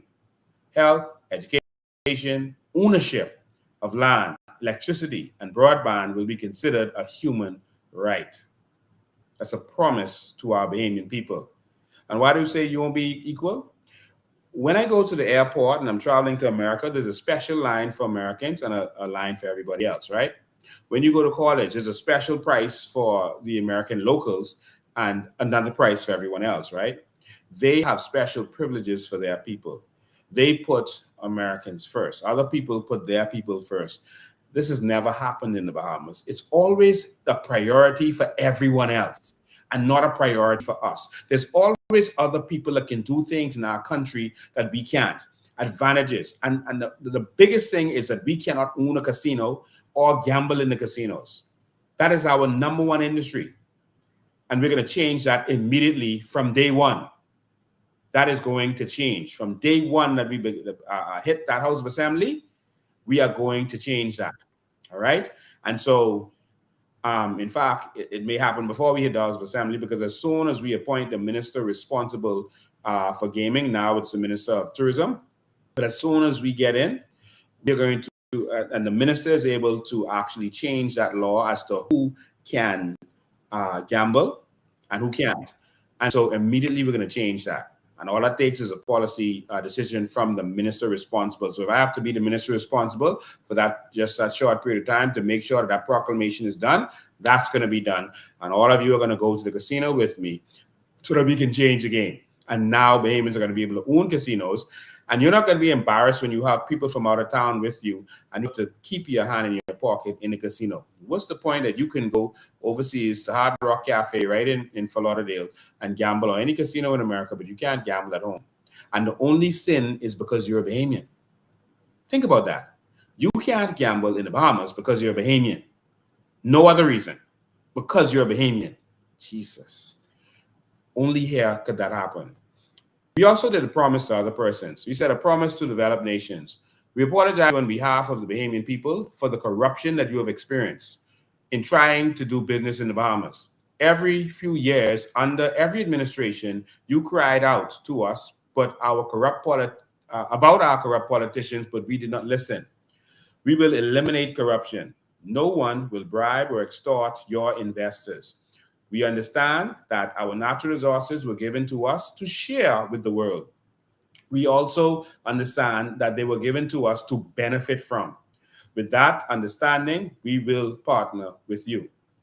And so that's our promise to developed nations, which we will be one of very soon.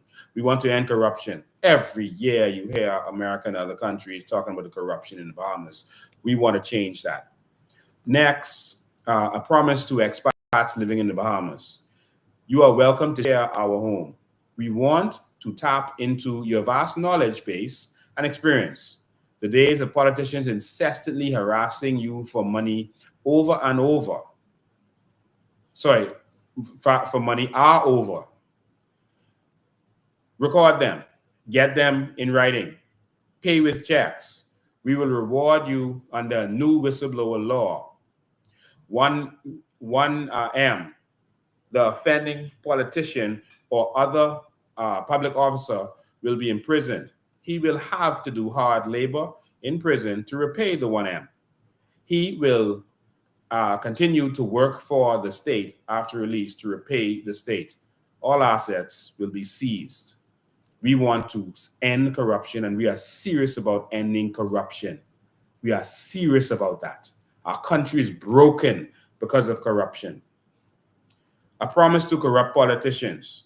Again, this is what we put out before the last election. We will jail you. This is not a promise. This is a threat. A minimum 20-year sentence. You will do hard labor in prison to repay the public. When released, you will continue to work for the state. Funds received from you will go to the Sovereign Wealth Fund to benefit all Bahamians. Your assets will be seized and placed into the Sovereign Wealth Fund for all Bahamians to benefit from. And you can go and read the rest of this where we talked about becoming a republic and all the other stuff that's here. Island states, all of this was here from before last election. City government, all of this information is right here. The city board, council, their jobs, procurement, technology, all of these things are right here. We are ready to govern from day one. And the biggest problem we have in this country is corruption. All right? And so we promise all corrupt politicians we're going to end corruption.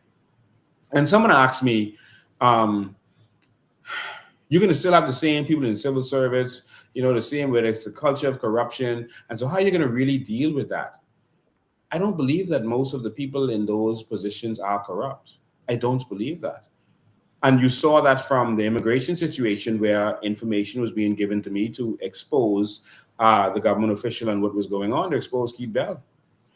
Because the persons there didn't want that corruption. Most of it is forced by the politician. They are finding ways to be corrupt and to make money off of each ministry, and they're forcing those people there to do their bidding.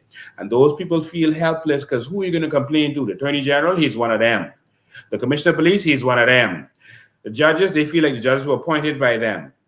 And so they feel that there's no hope. We need hope in this country. And so we are going to transform this nation. And so we're going to continue, stand up and fight and bring the change that this country needs to see. All right. Everyone is talking to me, not calling today. Sorry, everyone is listening to me, not calling today. 803-5995. 803-5995 is the phone number. And so we really need to save Grand Bahama. The whole country is in peril, but we need to save Grand Bahama. All right.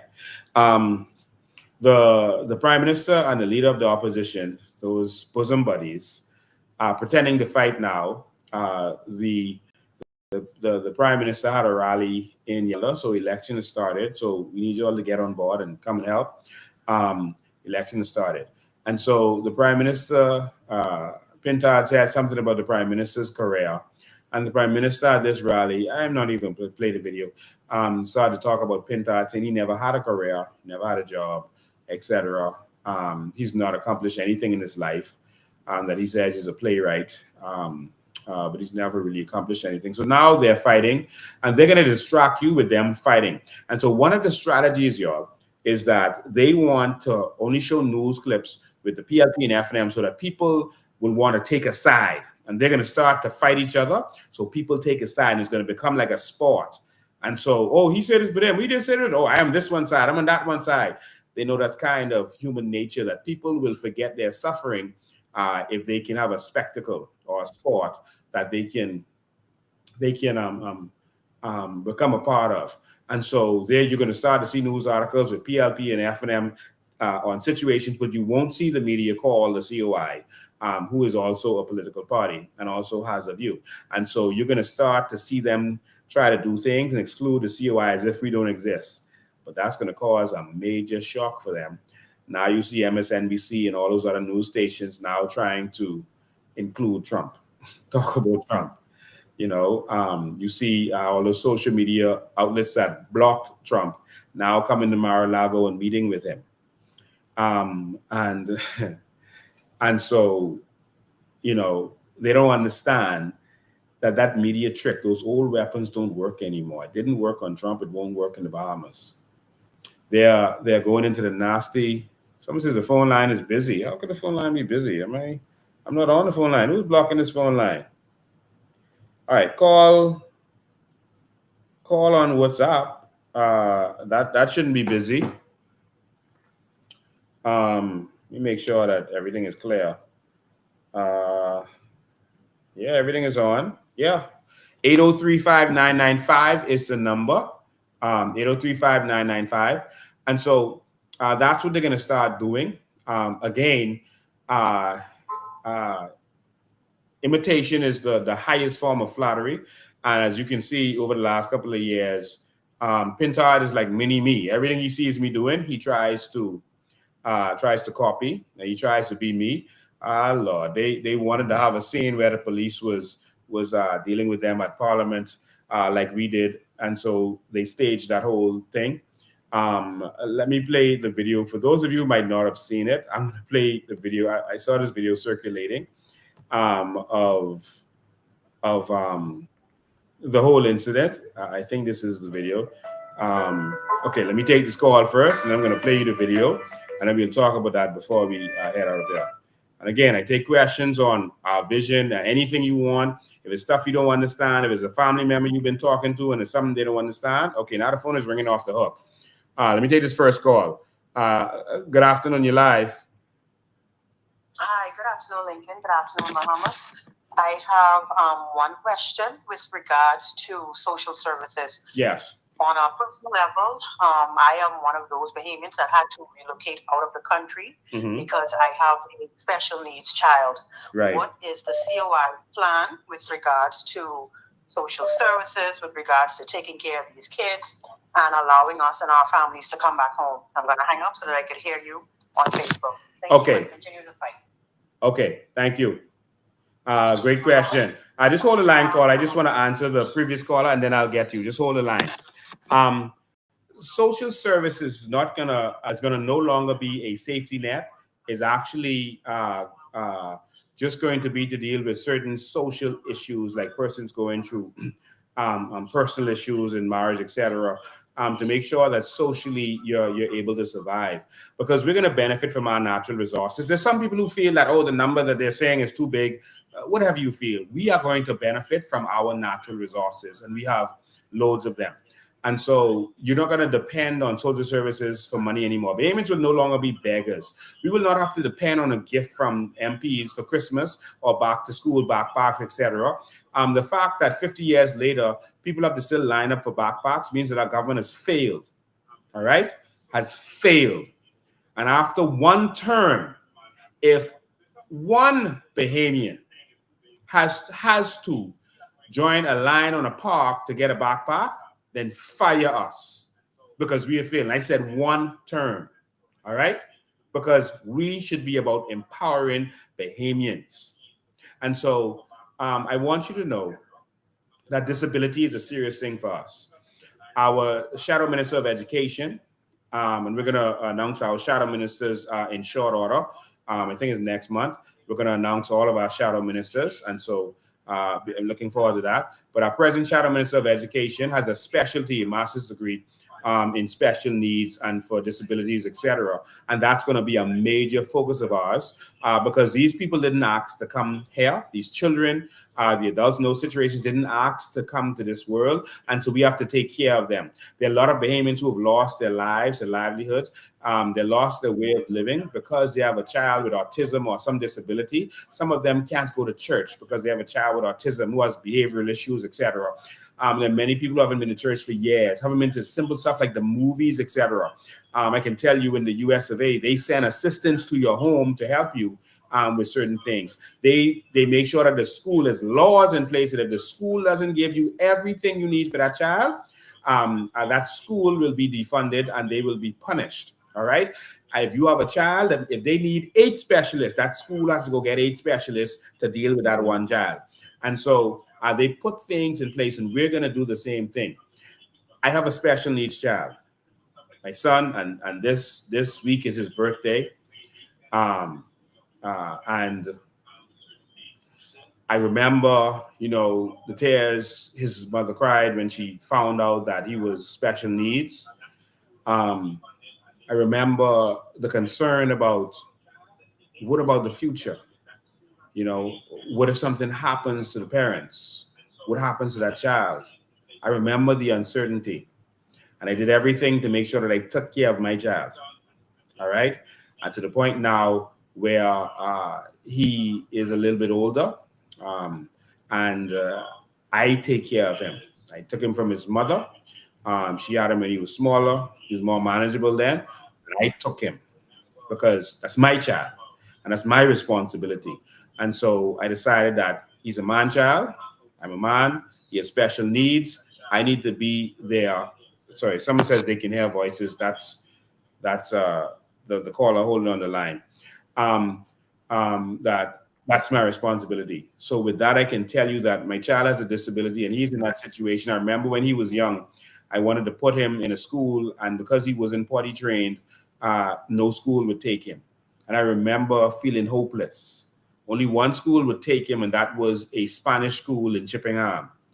And I remember feeling the hopelessness. And I agreed to let him go to the US to live there because he would have more attention. And I never wanted to split up from my children, and that hurt me more than anything in this world. And so we don't want families to have to break up. I understand what you went through, having to move in order to find peace in that area. But I am going to fight for that. That is a priority. We are going to spend resources to make sure that families don't suffer, because you have one child that has autism, the other child in the house may also suffer because they're going through all the attention is going to that child. They're going through the behavioral issues, and there's a lot that's going on that people who don't have a special needs child don't even understand. They can't even imagine what some of you are going through. Lincoln Bean is going to fight for you, and sometimes God puts you in a position so that you will have the heart and understand the pain and the feeling to go through it. My father was disabled. He was crippled, and so disability is important to me. And so I understood that I had to be his hands and legs. Now my son is disabled, and so I can assure you, I am going to fight for the disabled and disability in this country. That's a guarantee. That's a promise on my life. I know your pain. I know your pain. Let's go to the next caller. Caller, you live. Caller, you live. Go ahead, caller. Don't listen to the radio. You can just listen to the phone. Caller, don't listen to your TV. Sorry, just listen to the phone. You're live.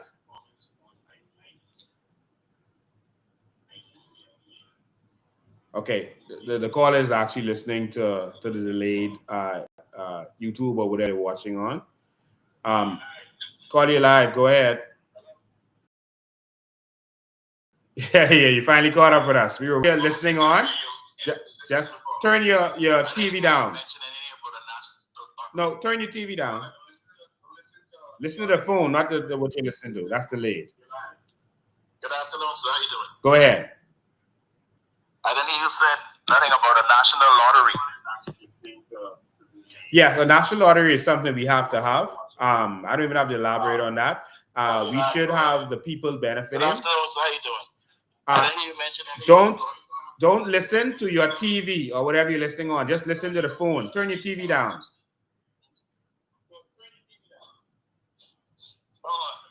I didn't hear you mention anything about a national lottery. Yeah, she's asking about a national lottery. Not only will we make sure that Bahamians can own casinos, because it's just right. Oh God, you're still listening to you still didn't turn your TV down.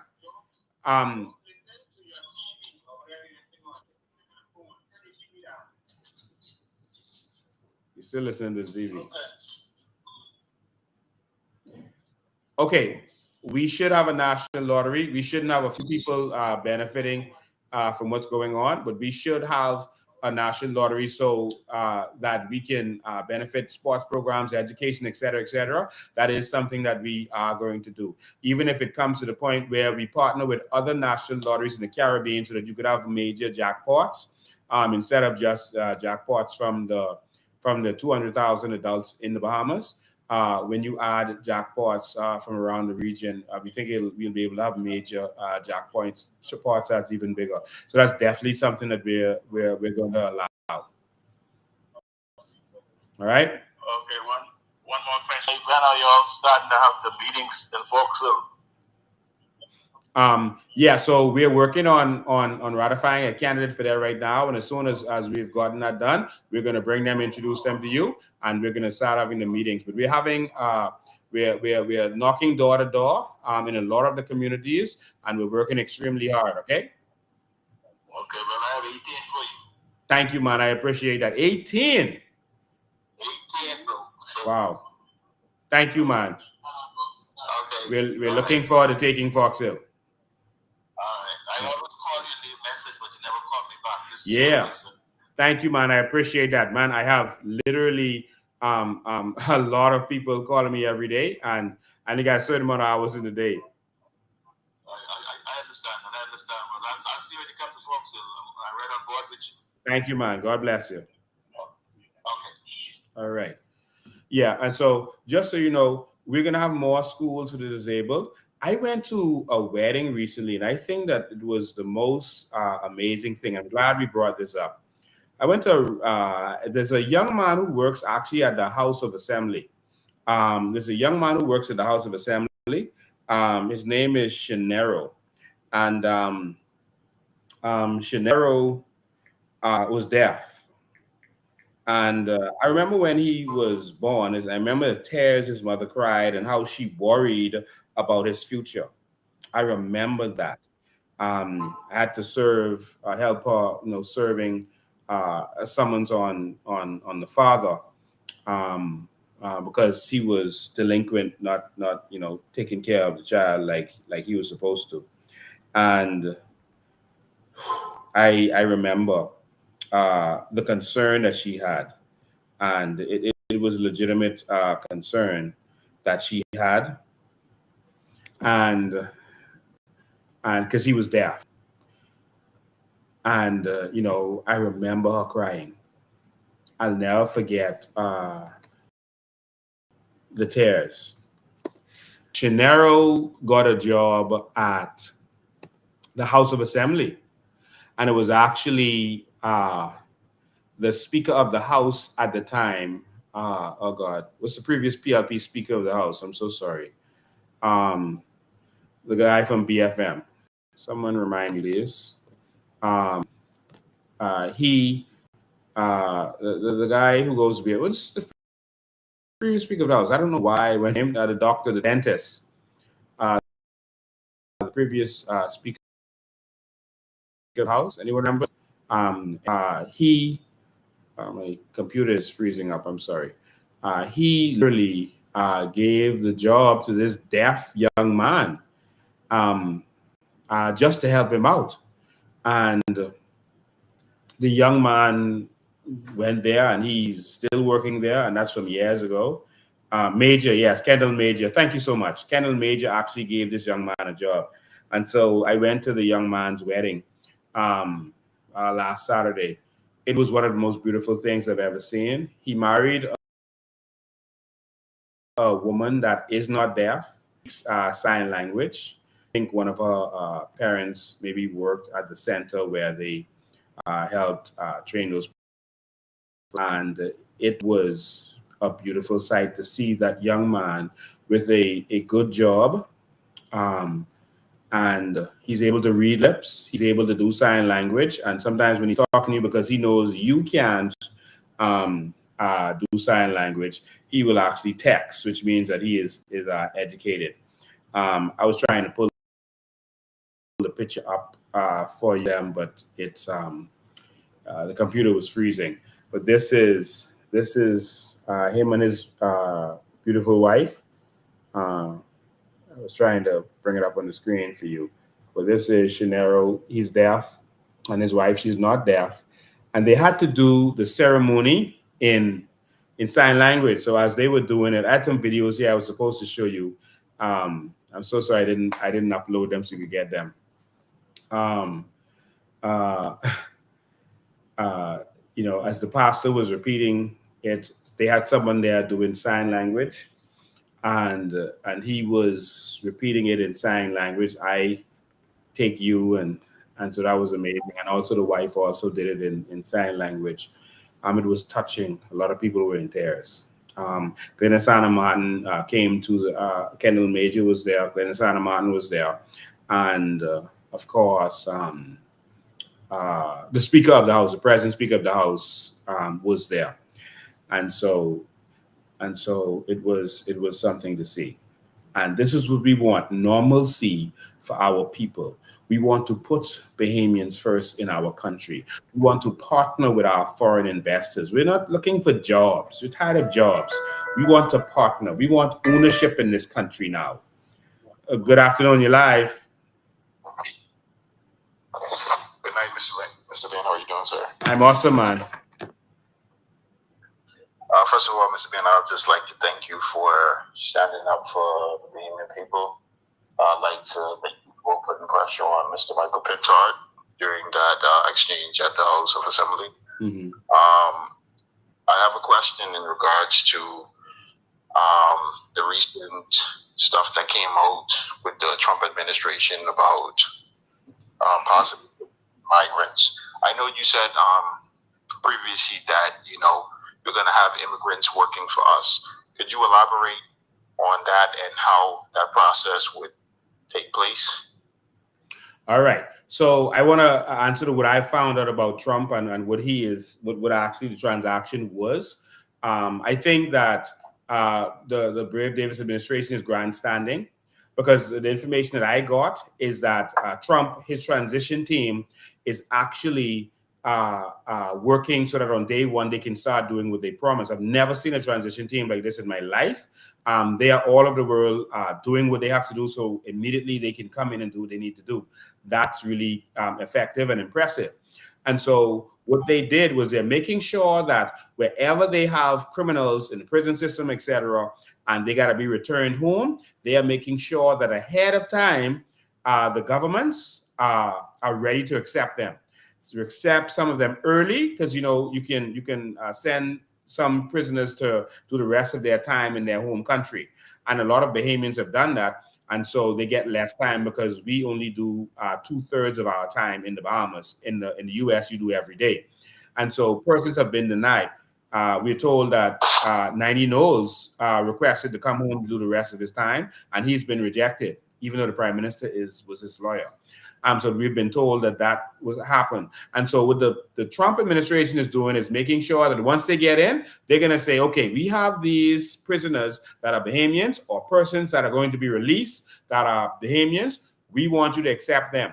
Also, what we're asking you too is, would you happen to allow us to send persons to your country who other countries don't want to accept back? They always ask that. They did it in the last administration, but that was a part of what they were asking. It wasn't the whole conversation, I'm told. But the main concern the Trump administration had was now preparing, because the country have to accept you. The Bahamas has to accept their own citizens. And so They were asking both of these things, but it seems like our government wants to grandstand by saying we're not taking immigrants from other countries. Look how we were strong and we told Trump no. You see? And so that's what they were doing. But the real issue was, listen, we will start sending your people, deporting your people, get ready to take them.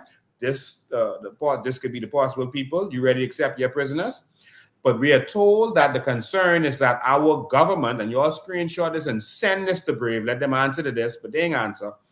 We're told that the concern is that so much passports were sold fraudulently that there are some people with Bahamian passports who aren't really Bahamians. And if they start flooding back into the Bahamas with these passports and no speak of the English, then questions are going to be raised. Where did you get this passport? You're not Bahamian. Have you ever been to the Bahamas? And so that's where we feel, why we feel that they are now rejecting these people coming home. And they're distracting you with the other part of it, which was a side thing. And this is what I got by having conversations with persons over there. And so if that is true, the government is grandstanding and trying to make themselves look good. All right. Now you asked another questions about immigrants who come to the country. We are going to, we want immigrants to come to this country because we're going to build a new Bahamas and we're going to invest our natural resources to build fast. Like other great nations, like the United Arab Emirates and other countries have done. And we can't do that ourselves. We need legal immigrants to come here and work for us, but they're going to work for us. All right. And so they're going to come in and work for us. But if you come illegally, you're going to jail and you're going to be sentenced to hard labor and you're going to end up working for free. And so what we want you to do is come in the right way. The reason we want you to come in the right way is because we don't need a country within a country. We don't need people that can't be in the system but live in our country. We want you to have a driver's license. We want you to be able to have a bank account. So you can put your money in the bank and not under your mattress. We want to know how much people are here so that we know how much driver's license we need to have, how much license plates we need to have so we don't run out, how much NIB cards we need so we don't run out, because this is what has been happening, how much hotel beds we need so we don't run out. And so because we don't really know who is here and how many people, we have been suffering in this country and running out of all of these things. We need to properly manage this country efficiently. So we want you to come the right way. So if you come the wrong way, you will work for us, but you will work for us for free as a punishment. And then you go home. But if you come the right way, come help us build this country properly. All right. And no more corruption. The reason they allow the corruption and the immigrants is because they make money from each one of them under the table. When they come on a boat or a plane, they paid off some government officials. And they have to pay government officials for all of the papers every step of the way. That's a business for them. That's why the corruption continues. We don't want a dollar from these immigrants. We want them to help us to build a better Bahamas. Go ahead. All right, thank you, Mr. Bean. Mr. Bean, I just wanted you, and I'm going to go off the phone. Where is Wayne Monroe, Mr. Bean? He seems to be very quiet during this time. I just wanted you to address where he may be. Thank you, man. I appreciate that. All right, we don't know where Wayne Monroe is. We noticed that quite a few MPs have gone quiet since that indictment has gone out. But we want you to know that when we become the government, you're going to know all things. The Bahamian people are going to know all things. We are going to unleash the scroll and let everyone know what's been going on. How do you know we're going to do that? Because that's what we've been doing. We have been the Freedom of Information Act for the Bahamian people. We have been letting you know everything, the corruption, fearlessly, your natural resources and what you're entitled to, fearlessly. We are the persons who have been opening up to you and letting you know what's going on. All right.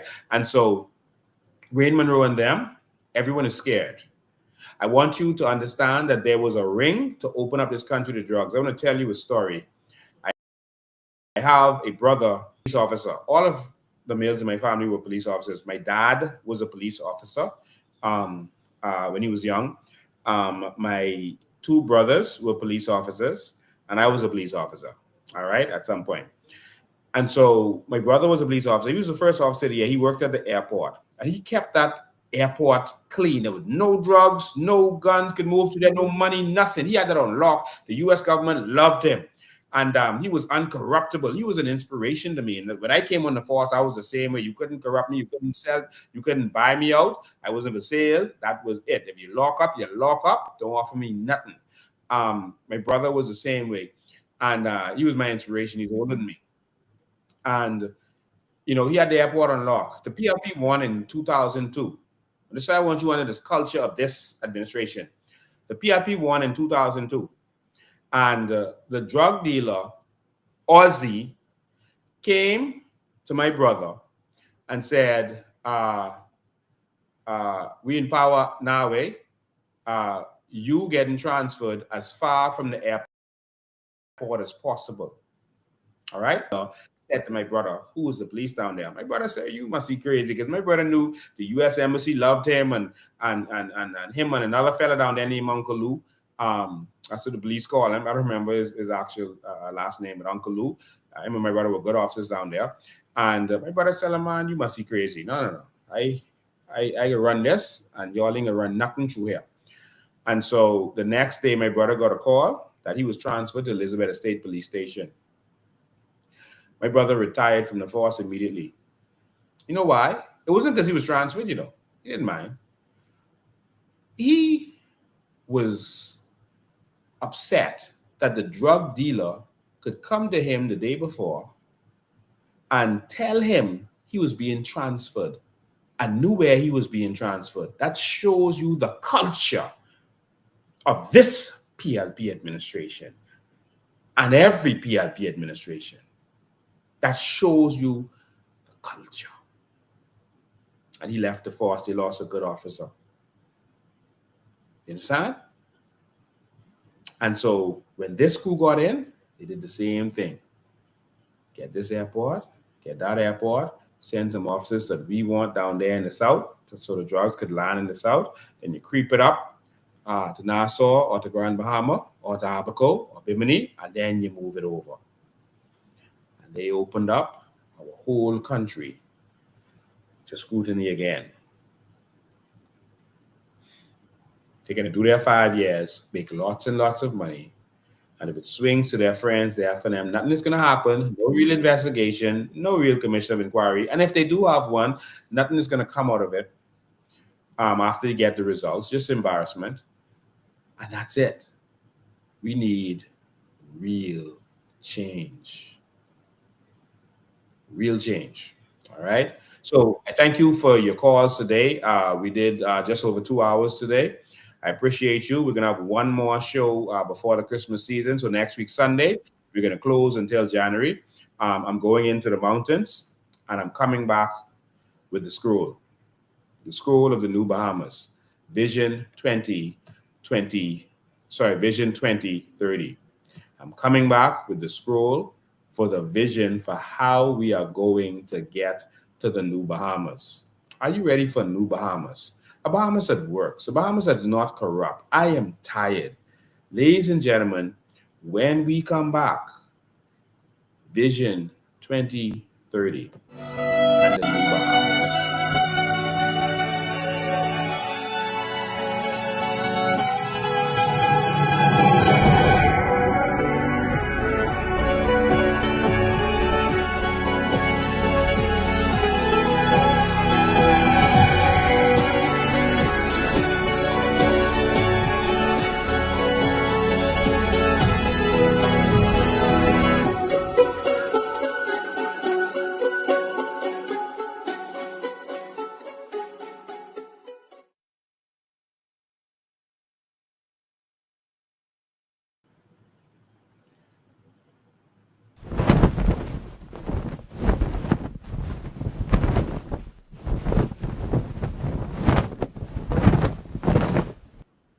So, gentlemen, go and enjoy your Christmas holiday. Enjoy your family and friends doing what you love. And then let's come back in the new year. We have one more show that's next week. And then we're going to send you off to enjoy. I'm going to go into the mountains, separate myself. And we're going to come back and get ready for a new Bahamas. Now, remember, people always have a choice. If people choose to stay under the PLP and F&M and suffering, then they can choose to stay in the wilderness, for 40 years and die in the wilderness and hope that their children was watching these shows and we empower ourselves. But the problem is, if we don't win this election, it's over. So we need you to stand up and fight. We need you to continue to evangelize, talk to everyone. If you're in the bank line, you start conversations, you talk to them about the suffering that's going on in this country.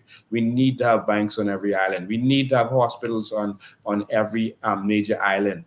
All right, and hub hospitals in the central, in the southern Bahamas. We need to go into certain businesses. We need to be in the cruise ship business. We need to be in the shipping business because we have a free port in this country. We need to get free port under control. We need to expand into organic agriculture in this country. We need to transform this nation. We need healthcare that works, that people want to fly here to experience. We need to benefit from our natural resources and our carbon credits. Ladies and gentlemen, this is why we fight. And so you see what Pintard's nature is, that the minute you ask him something critical, he starts to insult and offend and throw low blows. That's the old politics. We're not interested in that.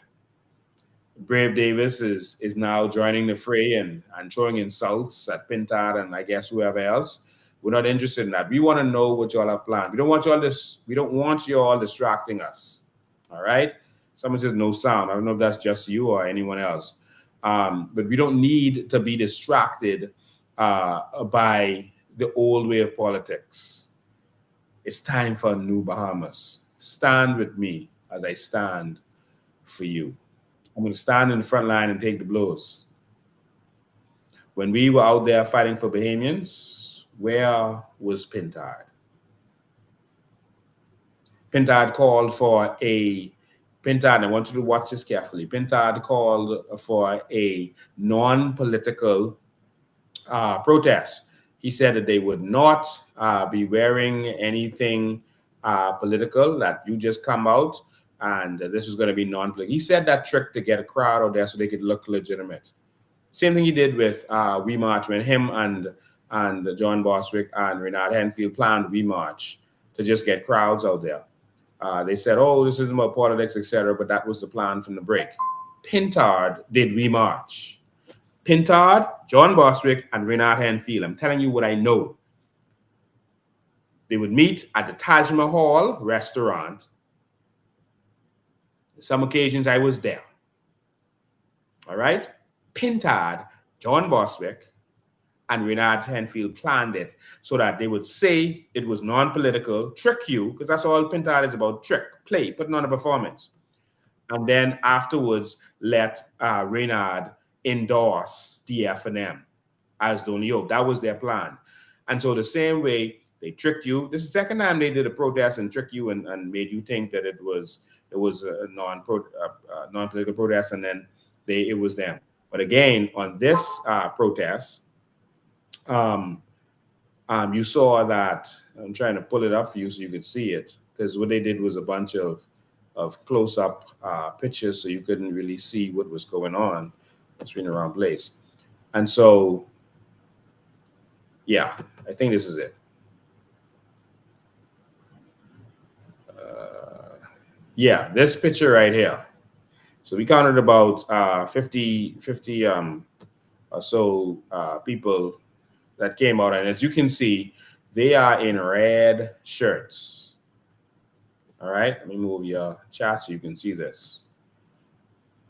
So these 50 people or so are in red shirts. All right, it's their mass rally that they call people to. And of course, when they did the videos, they did close-ups. But he deceived the people to come out here because he was looking irrelevant. All right, and so that's the drone shot that shows exactly who was there at the peak of their rally. As you can see, the media is around, the police is around. This is at the peak of their rally. And so this is what they had. So I want to send this picture to Pintard of how it really looks when you have a non-political rally. Pintard, let me show you what that looks like. All right. And this is not a rally trying to get people to come out. This is fighting for Bahamians. You were fighting for the F&M. You were fighting for because y'all didn't have a voice in the House of Assembly.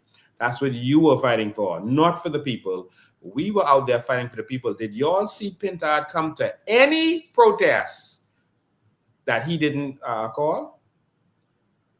Did you see him out there when Bahamians were out there protesting and fighting for Bahamians? Did you see him? No. When Bahamians were fighting so our country wouldn't be flooded with immigration and fighting so that they could fix the problems in this country, did you see him?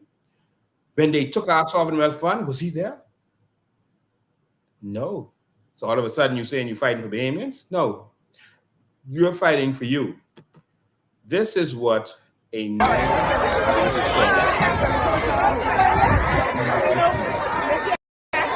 is what there's no one there wearing clear white paraphernalia or logos. Everyone is in Bahamian color. As you can see, real Bahamian. And this is a real turnout. This is the last year. You see this Pintard? This is a real turnout. A real successful event. And we forced the government to stop like police and some other things that they had to do. We tell them we wanted to change some of their policies, so we were successful. That's good. You see any COI happening here? Why? Because we is the leader, made sure that we told everyone this is about Pintard them was fighting for the F&M. That's why they came from F&M colors. I'll show you the continuation of that so you can really see Pintard, where the minds of the Bahamian people are. And you can see how this is supposed to be done. If you're going to copy me correctly, Pintard.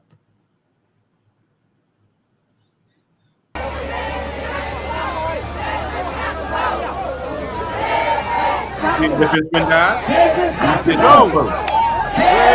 All of them. Davis got to go. Davis got to go. Davis got to go. No political color. Davis got to go. Davis got to go. Davis got to go. People behaving. Davis got to go. Davis got to go. Davis got to go. Davis got to go. Davis got to go.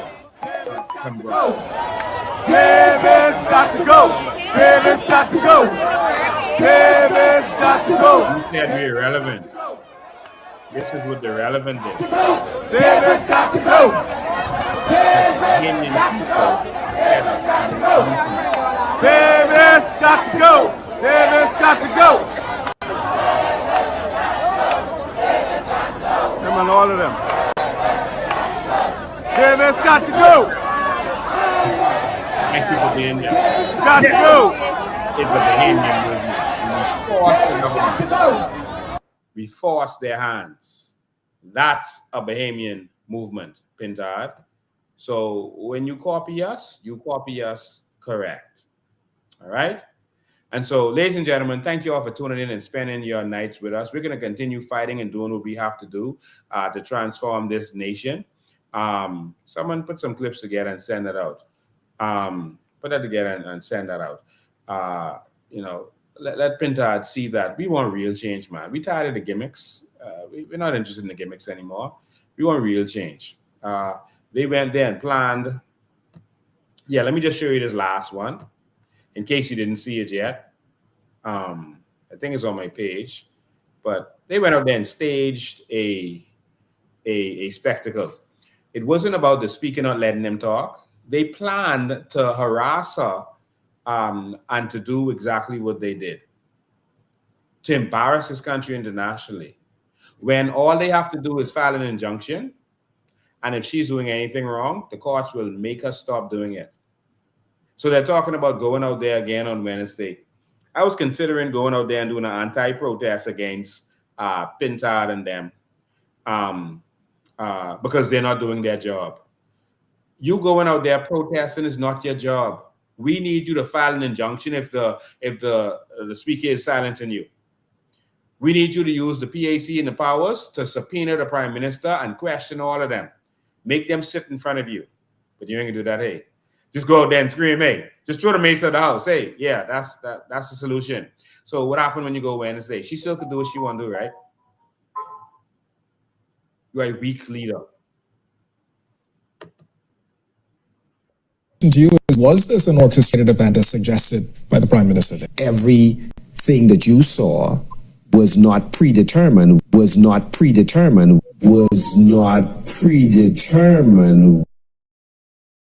And he said no one noticed this. He said that one of the members of parliament, he's talking about Adrian White, went over to the window while the prime minister was speaking, just before they did the macing. And he went over to the window, and it appears that he opened the window and prepared the way. And then the whole house stopped because he was at the window. You could see the deputy prime minister look at him like, what is he doing? And the prime minister stopped like, what's going on? And he was asked to have a seat, and he went and sat down. And shortly after that, Shannon Dawn came, grabbed the mace, went to the window, and threw it out. That window is normally locked as far as I know, or should be, but no one noticed that happened. What does that mean? That means that was all staged. It didn't happen because she was refusing to let them speak. So you think it was orchestrated? It was a concerted effort. It clearly was. And sometimes there's no problem with that, but this was clearly planned to go in there and cause a disruption, and it was staged. And the fact that Adrian went over to the window and opened the window first suggests that they planned that. But my biggest problem with that is I told Pintard, I gave him instructions to be strong, stop being weak. If that is going to happen, you as the leader should have been the one to do it. It is disgraceful that he allowed his subordinate to do that. It means that he doesn't have the courage to take a strong stand. I would invite you, following the adjournment of this House, to meet with me in the Cabinet office across the street so we can have a discussion on the matter, if you wish. But you are invited to meet me and discuss shortly after adjournment. As we adjourn, I'll go over to the office, Cabinet, hopefully, of course, meet with me to discuss it. Madam Speaker.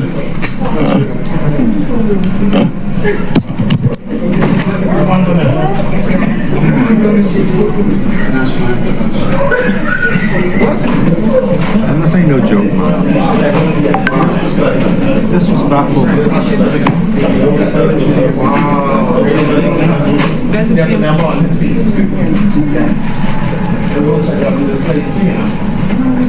A few moments later. You have an opportunity in your discretion to permit us to put on the public record our views on a matter of critical importance. Now I will say. Get him!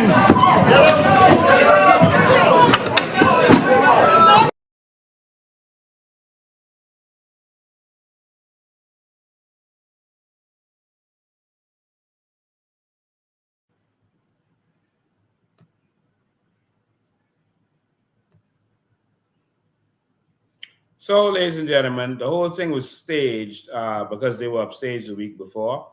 And they are feigning this fake thing like they are fighting for the Bahamian people now. Don't fall for their tricks. One last thing, someone sent me this and wanted me to play this on the live. They're giving out turkeys for Christmas, apparently. The PLP is. And they're making people bring voters' card. So you steal all our resources, you're stealing all the contracts, because that's how you steal money from the treasury. And you're making us beggars, having to come on lines for turkey. This has to change, Bahamas. Watch this.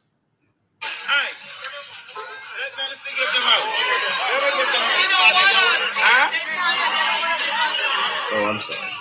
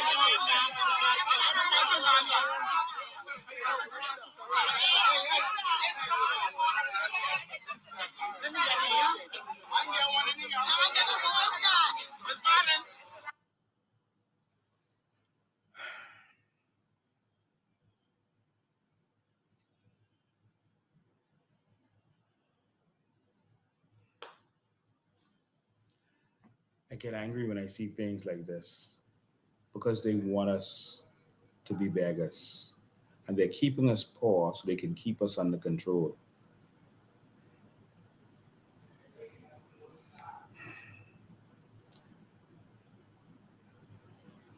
That just ruined my evening. One woman is saying I got 7 voters in my house because she feels she needs to say that to be able to get a turkey.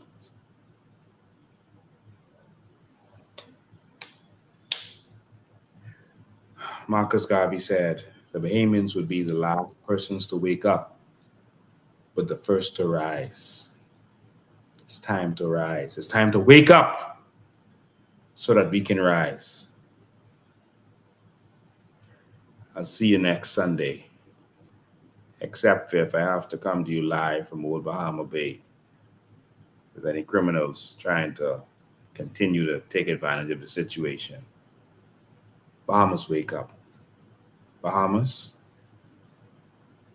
let's fix